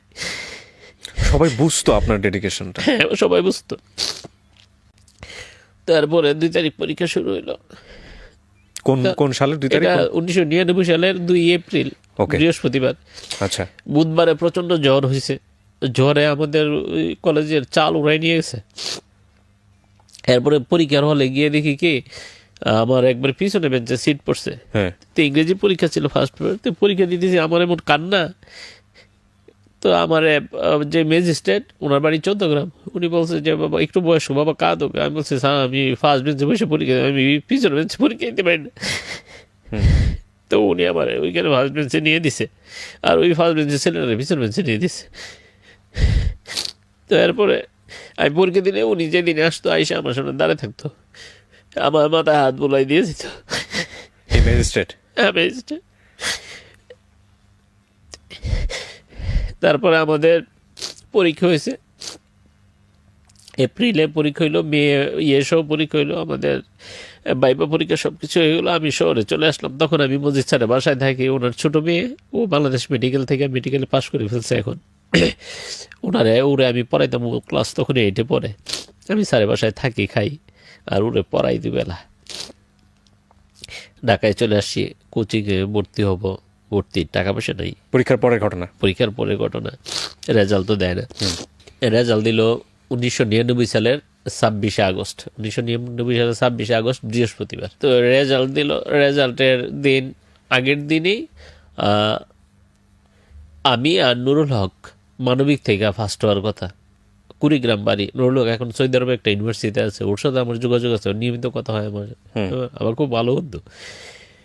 তো নুরুল হক স্যারের বাসায় 1 সপ্তাহ আগে চলে আসলো, যে তখন তো বিটিভিতে শুধু সাক্ষাৎকার দেয়, আর কোথাও তো টিভি ছিল না। ফার্স্ট সেকেন্ড হলে তাদের সাক্ষাৎকার দেখাইতো টিভিতে। তো নুরুল হকের নিয়ে আসছে স্যার, যে গৌরাঙ্গ ফার্স্ট হবো, নুরুল হক ফার্স্ট হবো, দুইজনের একসাথে নিয়ে যাবো টিভিতে। তো নুরুল হকের তখন মানে নতুন শার্ট ছিল না, তো নুরুল হক একটা কাপড় কিনে, আমি বলছি নুরুল হক এই কাপড়টা কিনে শার্ট বানা, তোর এটাতে টিভিতে অনেক ভালো দেখা যাবে। এত কনফিডেন্ট? হ্যাঁ, আমরা জানতাম যে আমরা ফার্স্ট সেকেন্ড হইতে পারি। নুরুল হকের বলতাম, ওই যে ইংরেজি বলতাম যে তফাজ্জল ইংলিশের জাহাজ, নুরুল হক। আমরা মানে কোনো ইংরেজি না জানলে আমরা ডিকশনারি, এত টাইম ছিল না যে ডিকশনারি থেকে ওয়ার্ড বের করতে পারবো। নুরুল হকের জিজ্ঞাসা করলে নুরুল হক বলে দিত। নুরুল হক ওই ইংলিশ যে অক্সফোর্ড ডিকশনারি এটা মুখস্থ পারতো। ওরে বাবা! মাদ্রাসা বোর্ডের ছাত্র। হ্যাঁ, মাদ্রাসার অনেক স্টুডেন্ট আছে হ্যাঁ, সুপার আরেকটা ছিল ব্রিলিয়ান্ট। মাদ্রাসা বোর্ডের ছাত্র নজরুল, ও পরে 14তম স্ট্যান্ড করে। ওই নজরুল আমাদের হোস্টেলে কেউ আসলে আমরা বাজি ধরতাম যে ও না, আপনি যে ওয়ার্ড জিজ্ঞাসা করবেন ও উত্তর জানে, আমরা বাজি ধরতাম। তো নজরুল শুধু উত্তর বলতো না, বলতো কোন পৃষ্ঠার উপরের দিকে ওয়ার্ডটা না নিচের দিকে, এটা বলে দিত। যে এমন পৃষ্ঠার, মানে পৃষ্ঠার এই পাশে না এই পাশে, ডান পাশে না বা পাশে, বলতো। আবার বা পাশে এটা উপরে না নিচে, এটা বলে দিত যে না আছে ওয়ার্ডটা, এটা নাউন ভার্ব সব বলে দিত। তো উচ্চ ডেঞ্জারাস ছিল নুরুল হক। নুরুল হক ইংলিশ টু ইংলিশ আমাদের বলে দিত। আর নজরুল এখন ইয়েতে একটা কলেজে আছে। তো নজরুল হইলো ইংলিশ টু বাংলা বলতো, আর নুরুল হক ইংলিশ টু ইংলিশ বলতো। তো নুরুল হক নিয়ে আসলো। নুরুল হকে তারপর আমি 7টা রাত্রে মানে ধুয়ে দিছি, আমি নিজে ধুয়ে দিছি। ধুয়ে পরে ফ্যানে শুকাই আমি বলছি নুরুল হক চল বাড়ি থেকে এটা ইস্ত্রি এনে দিই।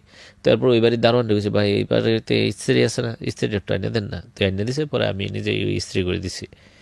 তো পরের দিন সকালে 26 তারিখ সকালে আমাদের ভয় লাগতেছে যে আমরা যদি ফার্স্ট না হই, আমরা ভয়ে চলে আসছি স্যারের বাসা থেকে। যদি কিছু হয়, ওই আমার আগের পরীক্ষার কথা মনে হয়েছে।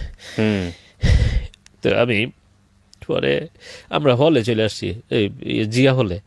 মন্ডল ভাই থাকতো আমাদের 2 বছর আগে, ইন্টারমিডিয়েট আমাদের কলেজ থেকে মানবিকের সেকেন্ড হয়েছিল মন্ডল ভাই। জিয়া হল বলতে এটা কোন ইউনিভার্সিটি? ঢাকা ইউনিভার্সিটি।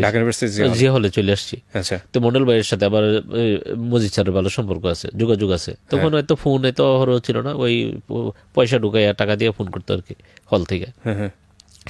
তো এরপরে স্যার সকালবেলা খুঁজে পায় না, দারুণ খুঁজে, আরো 2জন বেরিয়ে গেছে সকালে। তো এরপরে আমরা এসে একটা ঘুম দিছি, আমাদের ক্লান্তি লেগে গেছে, আমরা ঘুমাই দিছি ভয়ে 2জনই। তো 12টার দিকে ঘুম থেকে উঠছি। তো মন্ডল ভাই বলতেছে, আমি স্যার বাসায় ফোন দিয়েছিলাম, তখন করছে শিগগির যাইতে, স্যার খুব টেনশন আছে। তো এরপরে আমরা নিচতলায় থাকতাম, আমরা 2জন। তো আমরা নিচতলায় আছি। তো এরপরে স্যারের মেয়ে, ওই যে পপি লাইব্রেরি পড়ছেন না, এই পপি লাইব্রেরির মালিক কিন্তু হলো অধ্যাপক আব্দুল মজিদ। ও আচ্ছা আচ্ছা। পপি গাইড পড়ে নাই তেমন, পপি হইলো স্যারের বড় মেয়ে। আচ্ছা আচ্ছা। আর মেজো মেয়ে হইলো হ্যাপি। ও ঢাকা ইউনিভার্সিটি থেকে পড়াশোনা করছে লয়। ও মেট্রিকে ঢাকা বোর্ড থেকে সেকেন্ড হয়েছে, ইন্টারমিডিয়েটে ফার্স্ট হয়েছে। She is the genius I ever seen in my life. সব জিনিয়াসকে নিয়ে আসা হবে অনুষ্ঠান। এখন ও আমেরিকায় আছে, ডক্টরেট করেছে, ওইখানেই আছে, এইখানে প্র্যাকটিস করে আমেরিকায়। ওকে।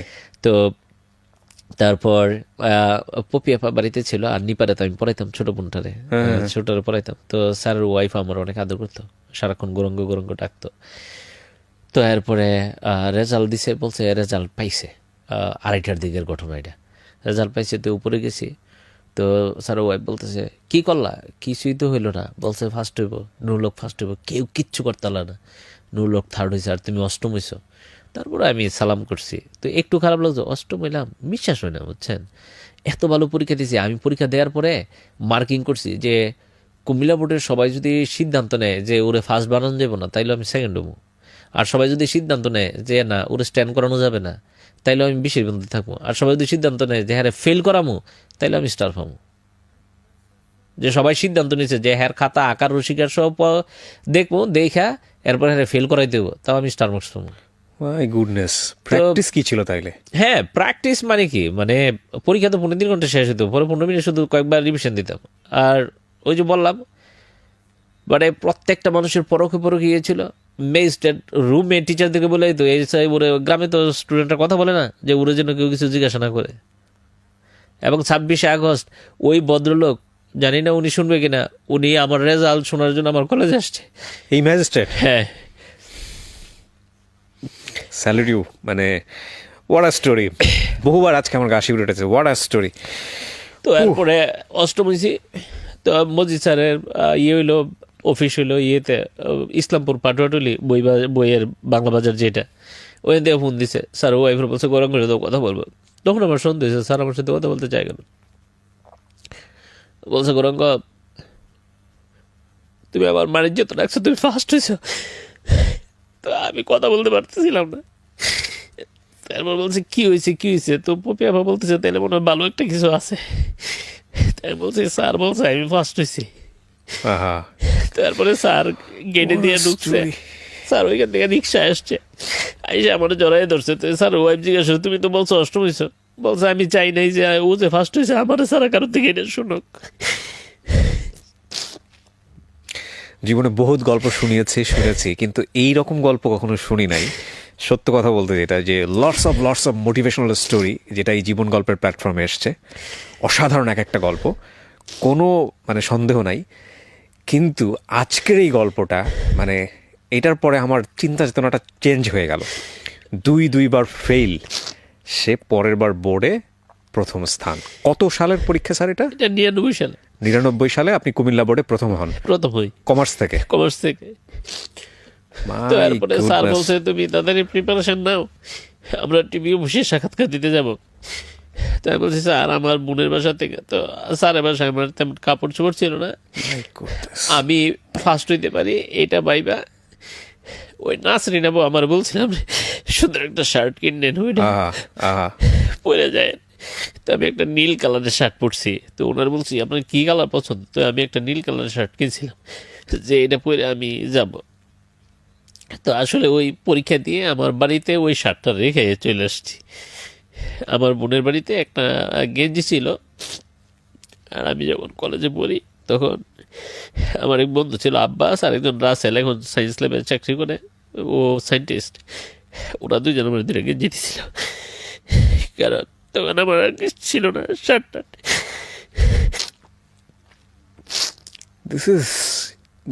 দিস স্টোরি, মানে এই জন্যই বোধহয় বলি যে জীবন নাটকের চেয়ে অনেক অনেক বেশি নাটকীয়। নাটক সিনেমাতে এগুলা সম্ভব না আসলে। আমি এখন বলি, আমার ওয়াইফ প্রায় জিজ্ঞাসা যে এতগুলো শার্ট একসাথে, আমার কলিগরাও বলে তুমি এতগুলো শার্ট একসাথে বানাও, পরা হয় না। তো আমি তাদেরকে বলি যে কোনো এক সময় আমার শার্ট প্যান্ট ছিল, মানুষ আমার গেঞ্জি পরা গেঞ্জি দিলে আমি এগুলি পরতাম। আমি 10 টাকা দিয়ে প্যান্ট কিনে পড়ছি, রিপুনের pant. Every single human being is important. প্রত্যেকটা মানুষ সম্ভাবনাময়। আমি সবসময় একটা কথা বলি, খালি যোগ্য পরিবেশ আরও কি পারে সেই জায়গাটায় শুধু একটু স্পার্ক করিয়ে দেওয়া, একটু সুন্দর করে গাইড করা, ওই মানুষটাকে ইন্সপায়ার করা। প্রত্যেকটা মানুষ সম্ভাবনাময়। যারা জীবনে ফেল করেন তারা ফেলটাকে একটা অ্যাসেট করতে পারেন সুপার সাকসেস দিয়ে। আজকের স্টোরিটা হচ্ছে এটা। এবং আমি তো বললাম যে প্রত্যেকটা পরীক্ষার আগে অন্তত এই গল্পটা যেন কেউ একবার দেখে নেয়, যে কোনো পরীক্ষার আগে এই গল্পটা একবার দেখে শুনে তারপরে যেন সে মনস্থির ঠিক করে যে না, এবার আমাকে পারতে হবে, গৌরাঙ্গদার মতো পারতে হবে, কারণ গৌরাঙ্গদার গল্পটা কিন্তু এইখানে পুরো লাইফটা চেঞ্জ হয়ে যায়, এবং এরপরে কি হয়েছে এবং গৌরাঙ্গদা বাংলাদেশে আজকে কত বড় অ্যাসেট সেগুলো আমরা সামনের দিকে গেলে বুঝতে পারবো। তো এই 8:30টার সময় আমি যাইতে পারি নাই, তা আমার 10টার সময় আমার দেখাইছে। তো আমার বড় বোনের বাড়িতে গেছি, তখন আমার মা ওই আমার বলছে তুমি কি করছো, তোমার মা দেখা খবর দেখা সেন্সলেস হয়ে গেছে, কারণ আমার মা অনেক খুশি হয়েছে। আর পরে ওইখান থেকে ঢাকায় ছিলাম, তো ঢাকা আমি তখন ওই সানরাইজে কোচিং করতাম, আমার টার্গেট ছিল আইবিএতে পড়াশোনা করবো, যেহেতু আমি ম্যাথসে ভালো। মার সামনে প্রথম গেলেন কখন? মার সামনে ওই শুক্রবারই চলে গেছি, তারপর গিয়ে মার সাথে দেখা করছি, বৃহস্পতিবার রেজাল্ট দিল, শুক্রবারই চলে গেছি আমি। এটাই তো জীবনের সবচেয়ে বড় পাওয়া। হ্যাঁ, তো মা অনেক খুশি, আমি এখনো আমার মার সাথে থাকি। আপনি লাকি, আপনার মা এখনো আছেন দুনিয়াতে। হ্যাঁ, আমি আজকে আমার মা বারবার বলতেছিল বাবা যাবা, আমি বলছি একটা ভালো কাজে যাচ্ছি, বলছে আচ্ছা, আমি আমার মার সাথে থাকি। মাশাআল্লাহ মাশাআল্লাহ। তো যেটা বলছিলেন যে আপনি টার্গেট করলেন আইবিএতে পড়বেন। হ্যাঁ, তো আইবিএতে বড় টার্গেট করছি, সানরাইজে কোচিং করতাম, তো 3,500 টাকা ভর্তি হইতে লাগে, তো 3,500 টাকা নাই। তো আমি মুজিদ স্যার বলছি, স্যার বলছে ঠিক আছে আমি ভর্তির টাকাটা দিব। তো স্যারের মেয়ের পড়াই খাই, স্যারের বাসায় থাকি, তো স্যার আমার ভর্তির টাকাটা দিছে। তো তখন আমি রেজাল্টের কিছুদিন পরে আমি চলে যাই আমার মেজ দিদির বাসায়, ওইখান থেকেই কোচিং করি। তো পরে আইবি এর রেজাল্ট দিল, আইবিএতে চান্স পাই নাই। তখন চিন্তা করলাম যে আমি নর্থ সাউথে পড়ে ফেলবো, কারণ নর্থ সাউথ ইস্ট ওয়েস্ট এই ইউনিভার্সিটিগুলি তখন তো নতুন হয়েছে, ওরা ফার্স্ট সেকেন্ড যারা তাদেরকে মানে ফুল ব্রাইট স্কলারশিপ দিত। তো ওইখানে আমি গেলাম ভর্তিতে, আমি যশোর বোর্ডের ফার্স্ট রবিউল আজাদ, সেকেন্ড রবিউল, ঢাকা বোর্ডের ফার্স্ট হইলো ওয়াসিম, সেকেন্ড হইলো রাজীব। ফার্স্ট সেকেন্ড ওয়াসিম আর রাজীব হইলো সিটি কলেজের ছাত্র, দে আর জিনিয়াস অ্যাবসলিউটলি। তারপরে ওয়াসিমের সাথে ভালো একটা বন্ধুত্ব হলো, বলছো গৌরাঙ্গ চলো, তো ও আবার ম্যাথসে খুব ভালো, বলছো চলো আমরা ভালো রেজাল্ট করবো এখান থেকে।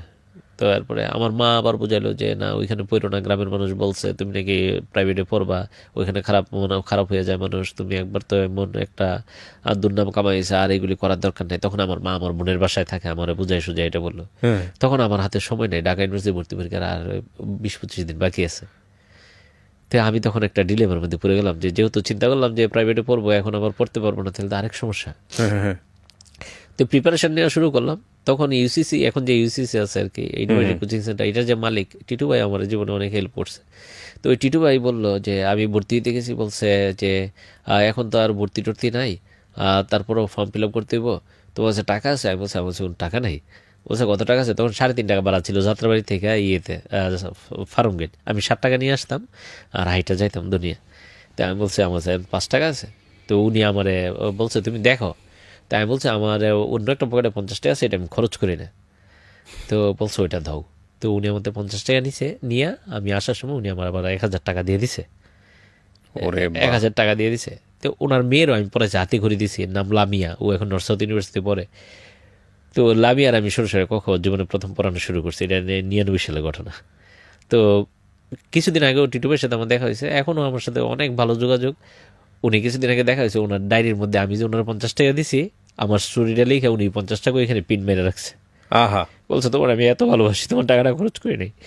বলছে আমার অনেক কিছু আছে এখন, কিন্তু তোমার ওই টাকাটা আমার কাছে অনেক দামি।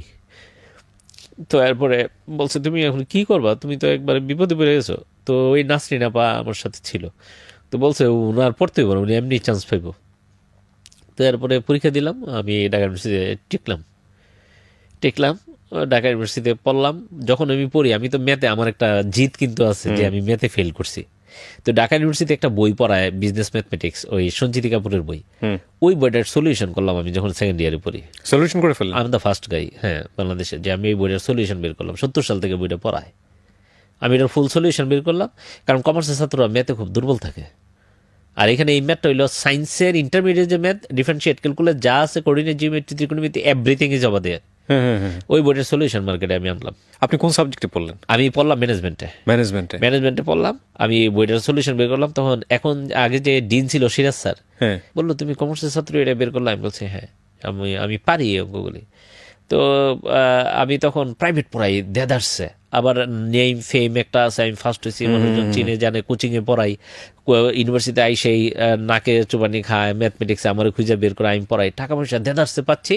আমার ব্যাংকে হাজার হাজার টাকা জমা হইতে থাকলো, বইয়ের রেভিনিউ, টিউশনির টাকা, কোচিংয়ের টাকা, বড় বড় টিউশন করতাম। টিটু ভাইয়ের সাথে বড় বড় মানুষের সম্পর্ক, উনি আমার বড় বড় টিউশন, বড় বড় মানে তখনকার সময় 2000 সালে টিউশনি ছিল মনে করেন 1200-1500 টাকা। আমি 5000 টাকা নিচে কোনো টিউশন করতাম না। Super rated. হ্যাঁ, দেখেন টাকার কি অবস্থা ছিল, রাতারাতি চেঞ্জ হয়ে গেছে। হ্যাঁ। এবং আমার একটা জিনিস আবার কাজ করতো, আমি আমার সাথে পড়াইতো রবি ভাই নামে, জাহিদ ভাই নামে, তারা একটা সাবজেক্ট 300 টাকায়, 2টা সাবজেক্ট ম্যাথ আর অ্যাকাউন্টিং পড়াইতো 600 টাকায়, আমি শুধু ম্যাথ পড়াইতাম 1000 টাকায়। তো অনেকে এসে বলতো যে ভাইয়া ওরা 2টা পড়ায় 600 টাকা, আপনি একটা। তাই বলতাম দেখো দরকারে ফার্মেসি বিক্রি করে দেবো, কিন্তু ওষুধ কম দামে বিক্রি করবো না। তোমার যদি প্রবলেম থাকে আমারে বলো। আমি 150 স্টুডেন্ট পড়াইতাম, আল্লাহ সাক্ষী, ওইখানে 50 জনের লিস্ট করতাম কার প্রবলেম, ওই 50 জন থেকে আমি টাকা নিতাম না। কারণ টাকা কি, Yes, right. আমি আমার স্টুডেন্টদেরকে বলি যে people are saying money is the second god, but is গৌরাঙ্গ believe sometimes money is the first god. You are Because you nothing suffer a lot. Without money. Yeah. So তখন আমি পড়াইতাম, টাকা নিতাম না। 50 জন থেকে বছরে 1 লাখ টাকা এখানে আমার ইনকাম, আর কোচিং আর টিউশন থেকে আরো 2 লাখ 3 লাখ টাকা ইনকাম। তখন ব্যাংকের বেতন মনে করেন 12,000 টাকা, যারা ব্যাংকে চাকরি করে, 2000 সালে ঘটনা। প্রাইভেট ব্যাংকগুলি 15,000 টাকা, অনেক স্যালারি। আপনি সেখানে মাসে আমি পাবেন। 25,000 টাকা ইনকাম করি, ঠিক আছে, ইউনিভার্সিটি। কোনো কিছু মনেই করি না আমি, ঠিক আছে। তো এরপরে ওইখান থেকে পড়াশোনা, তখন ওই বইটার পিছনে লেখা ছিল যে আমি অ্যাব্রোড থেকে আমি একটা মাস্টার্স করতে চাই, আমি আমার মাস্টার্সটা অ্যাব্রোড থেকে করব। তো ওইখানে আবার অনেকে টিকে টিপ্পনি মারতো, ও তো বাইরে পড়াশোনা করবো, ও আমাদের সাথে যায় না, ও আমাদের সাথে চলে না। এই জন্য আসলে ব্যাপারটা এমন ছিল না। আমি সারাদিন কোচিং টিউশন এগুলো নিয়ে ব্যস্ত থাকতাম, ক্লাস টাইমে শুধু ক্লাসটা করতে আমি ওখানে যাইতাম। তো এই জন্য সবাই আমার অন্যভাবে নিত আর কি ব্যাপারটা। আর আমি ভর্তি হইলাম না, আজাদ আর রবিউলও ভর্তি হলো না, ওয়াসিম রাজীব ভর্তি হয়ে গেল নর্থসাউথে। আচ্ছা, আমি যখন 3rd ইয়ারে 1st সেমিস্টার পড়ি, ওয়াসিমের তখন বিবিএ শেষ। আমি যখন 4th ইয়ারে 2nd সেমিস্টার পড়ি, ওয়াসিমের তখন এমবিএ শেষ। কমার্স ফ্যাকাল্টিতে তো বোধহয় সেশন জটটা তেমন একটা সেশন নাই। জট নাই, কিন্তু ওরা তো ওই যে 3 মাস 4 মাসের Right, সেমিস্টার, হ্যাঁ, তাড়াতাড়ি বেশি কোর্স নিতে পারে। আমাদের ঢাকা দেশে ইউনিভার্সিটিতে 4টা কোর্স করে আপনি বেশি নিতে পারবেন না, ইচ্ছা করলো নিতে পারবেন না। এর মধ্যে ওই শামসুন্নাহর হলে একটা ঘটনা হয়েছিল, ওইখানে 2001 সালে 96 দিন বন্ধ ছিল ইউনিভার্সিটি। এরপরে আবার তত্ত্বাবধায়ক সরকারের জন্য 3 মাস 4 মাস বন্ধ ছিল। সেনাবাহিনী 2000 তো আমিও ইন করলাম। হ্যাঁ। আপনি 2001 কোন ইয়ারে? 2000 সালে ভর্তি হয়েছি, 99 ইন্টারমিডিয়েট পরীক্ষা দিলাম। আপনি 2000 সালে ভর্তি হয়েছেন? হ্যাঁ। না, আপনার আমার ব্যাচ সেম ব্যাচ তাহলে। হইতে পারে, হয়তো সেম হইতে পারে। Oh So, my তাহলে God, তত্ত্বাবধায়ক okay. সরকারের জন্য বন্ধ ছিল অনেকটা সময়, আর হ্যাঁ, হ্যাঁ। শামসুন্নাহর ঘটনায় বন্ধ True, ছিল। true, হ্যাঁ। এইগুলি বন্ধ ছিল। হ্যাঁ। তো আমাদের 4 বছরের কোর্স, বিবিএ 5 বছর লাগলো, আর এমবিএ সহ 5 বছরের কোর্স 6 বছর লাগলো। আমরা 2006 ডিসেম্বরে পাশ করলাম। তো ওয়াসিম তখন, আমি যখন এমবিএ পাশ করি, ওয়াসিম তখন বেনসন হেজার স্যার আমাদের বাংলাদেশের ডিরেক্টর। এটা হলো পাবলিক প্রাইভেটের পার্থক্যটা, তখন থেকে চেঞ্জ হয়ে যেতে লাগলো। তা আমি রবিউল আর আজাদ ওইখানে পড়াশোনা করলাম।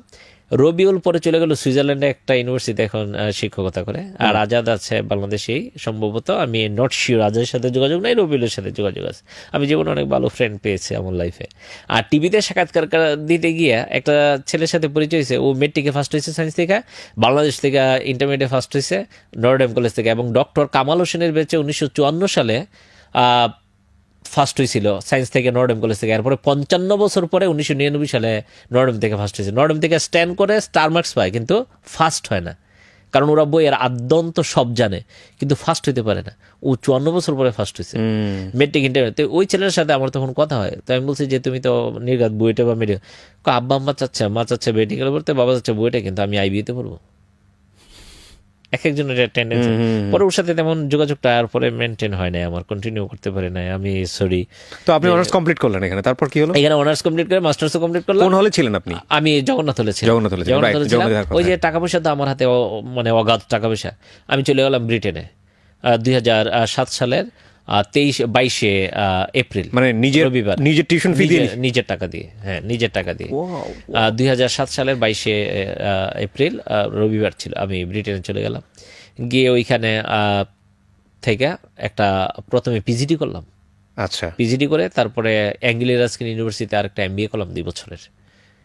আমার 26 লক্ষ টাকা টিউশন ফি, সবটা টাকা আমার নিজের টাকা। ওইখানে গিয়ে আমার বললাম না, জীবনে অনেকে সাহায্য করছে। ওইখানে গিয়ে আমি একটা নাইট ক্লাবে কাজ করতাম। ওই নাইট ক্লাবের মালিক হইলো বাংলাদেশের তৈয়ব হাসান। উনি আমারে যখন টিউশন ফি অভাব হইতো, তখন উনি আমার পাসপোর্টটা রাখতো ওনার কাছে জব্দ, বা আমার টাকা দিত, কারণ বাংলাদেশে অনেক ফ্রড মানুষ ব্রিটেনে থাকে, লন্ডনে থাকে।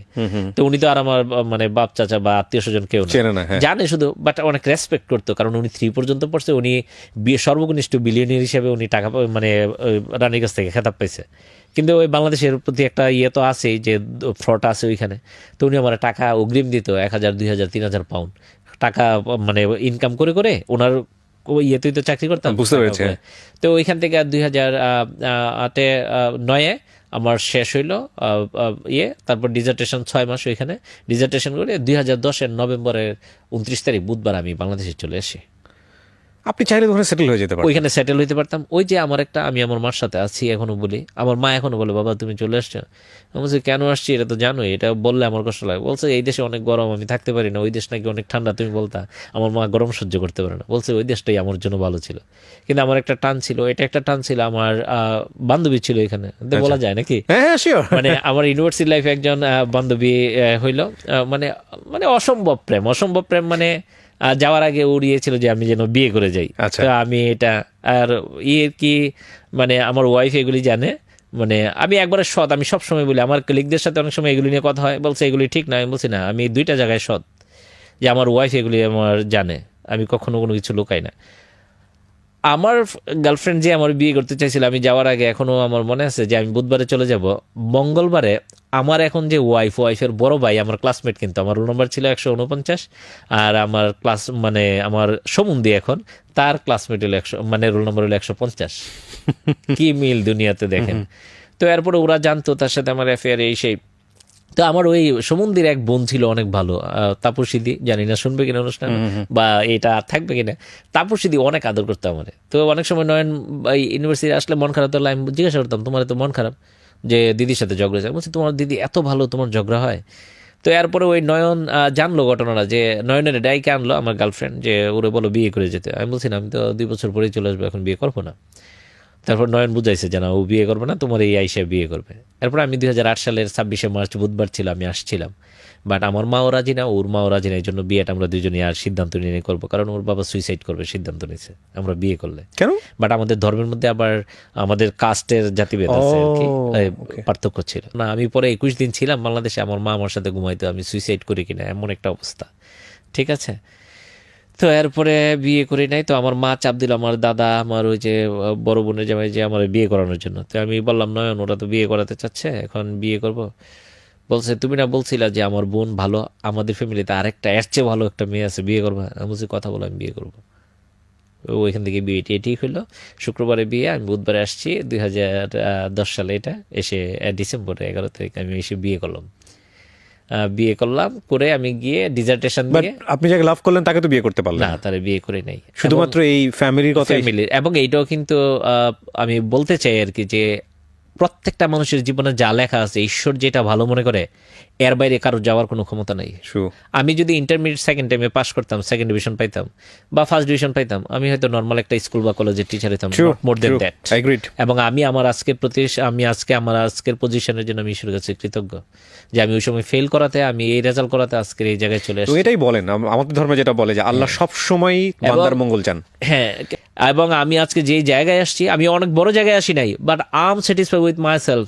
যে জায়গায় আসছি এটা ঈশ্বর রেখেছিল আমার জীবনে, যার জন্য আমার 2বার পাস করায় নাই। আমি 2 বছর লস হয়েছে, তো কি হয়েছে? আমার লাইফের, আমার কলেজ লাইফের, আমার ইউনিভার্সিটি লাইফে অনেক কিছু করতে পারে নাই।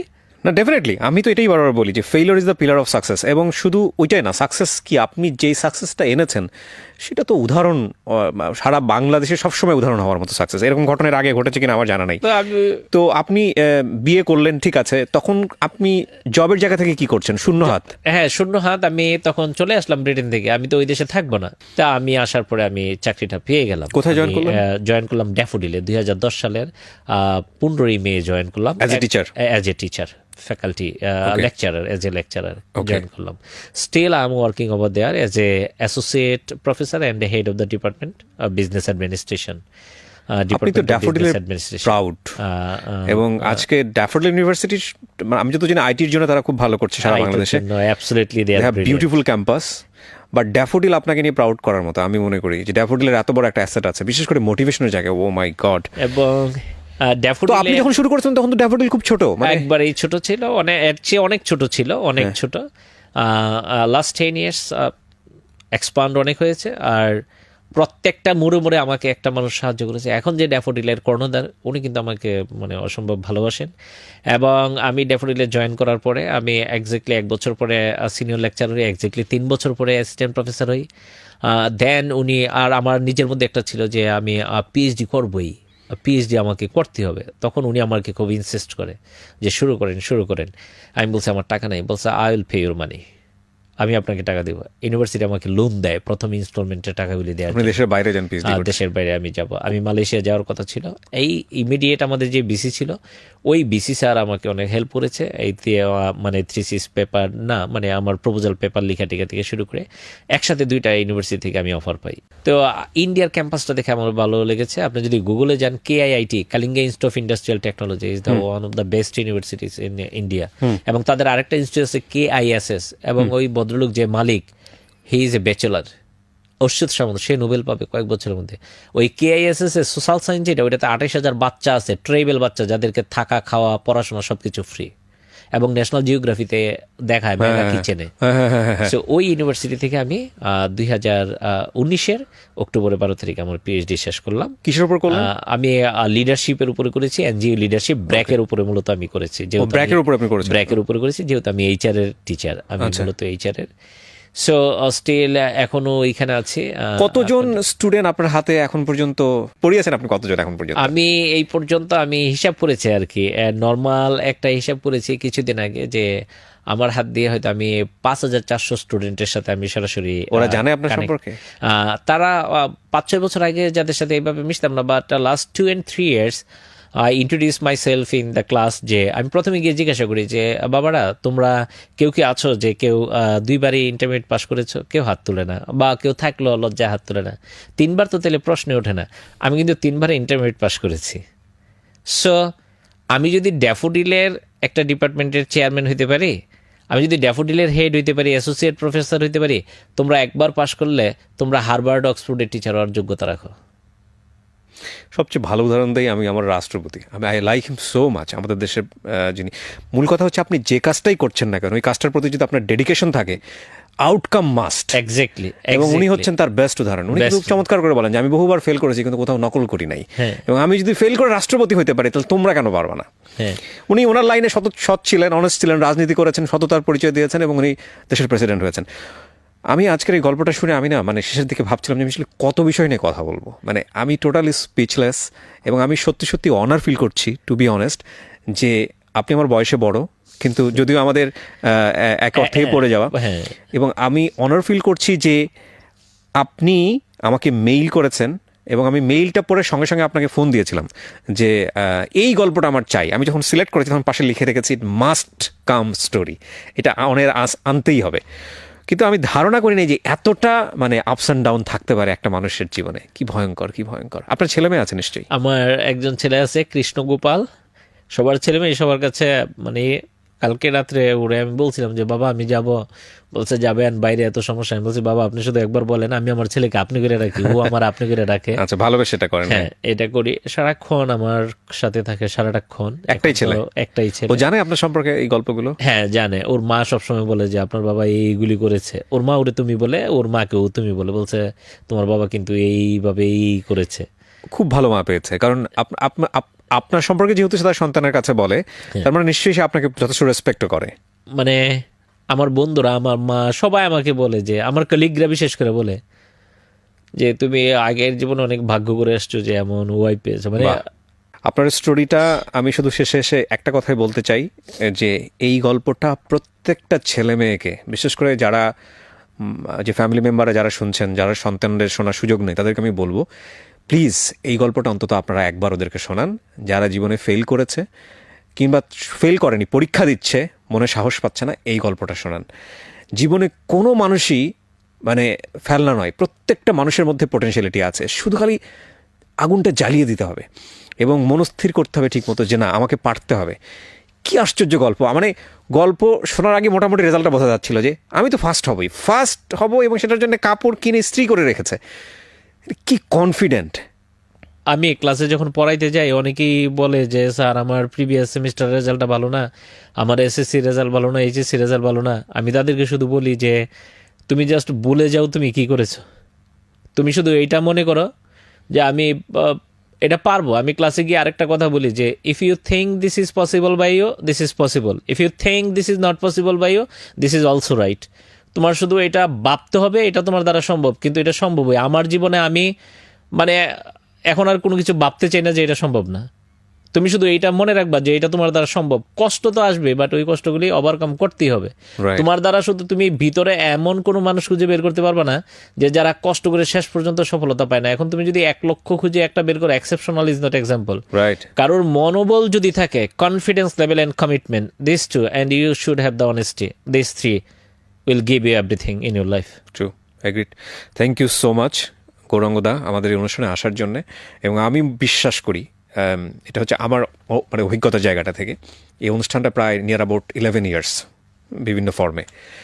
আমি বিশ্বাস করি আজকের এই 1 থেকে 1.5 ঘন্টা বা 2 ঘন্টার এপিসোড এটা বাংলাদেশের অনেক মানুষের জীবনকে পরিবর্তন করে দেবে। থ্যাংক ইউ সো মাচ, আবারও ধন্যবাদ জানাচ্ছি। Thank you. Thank you.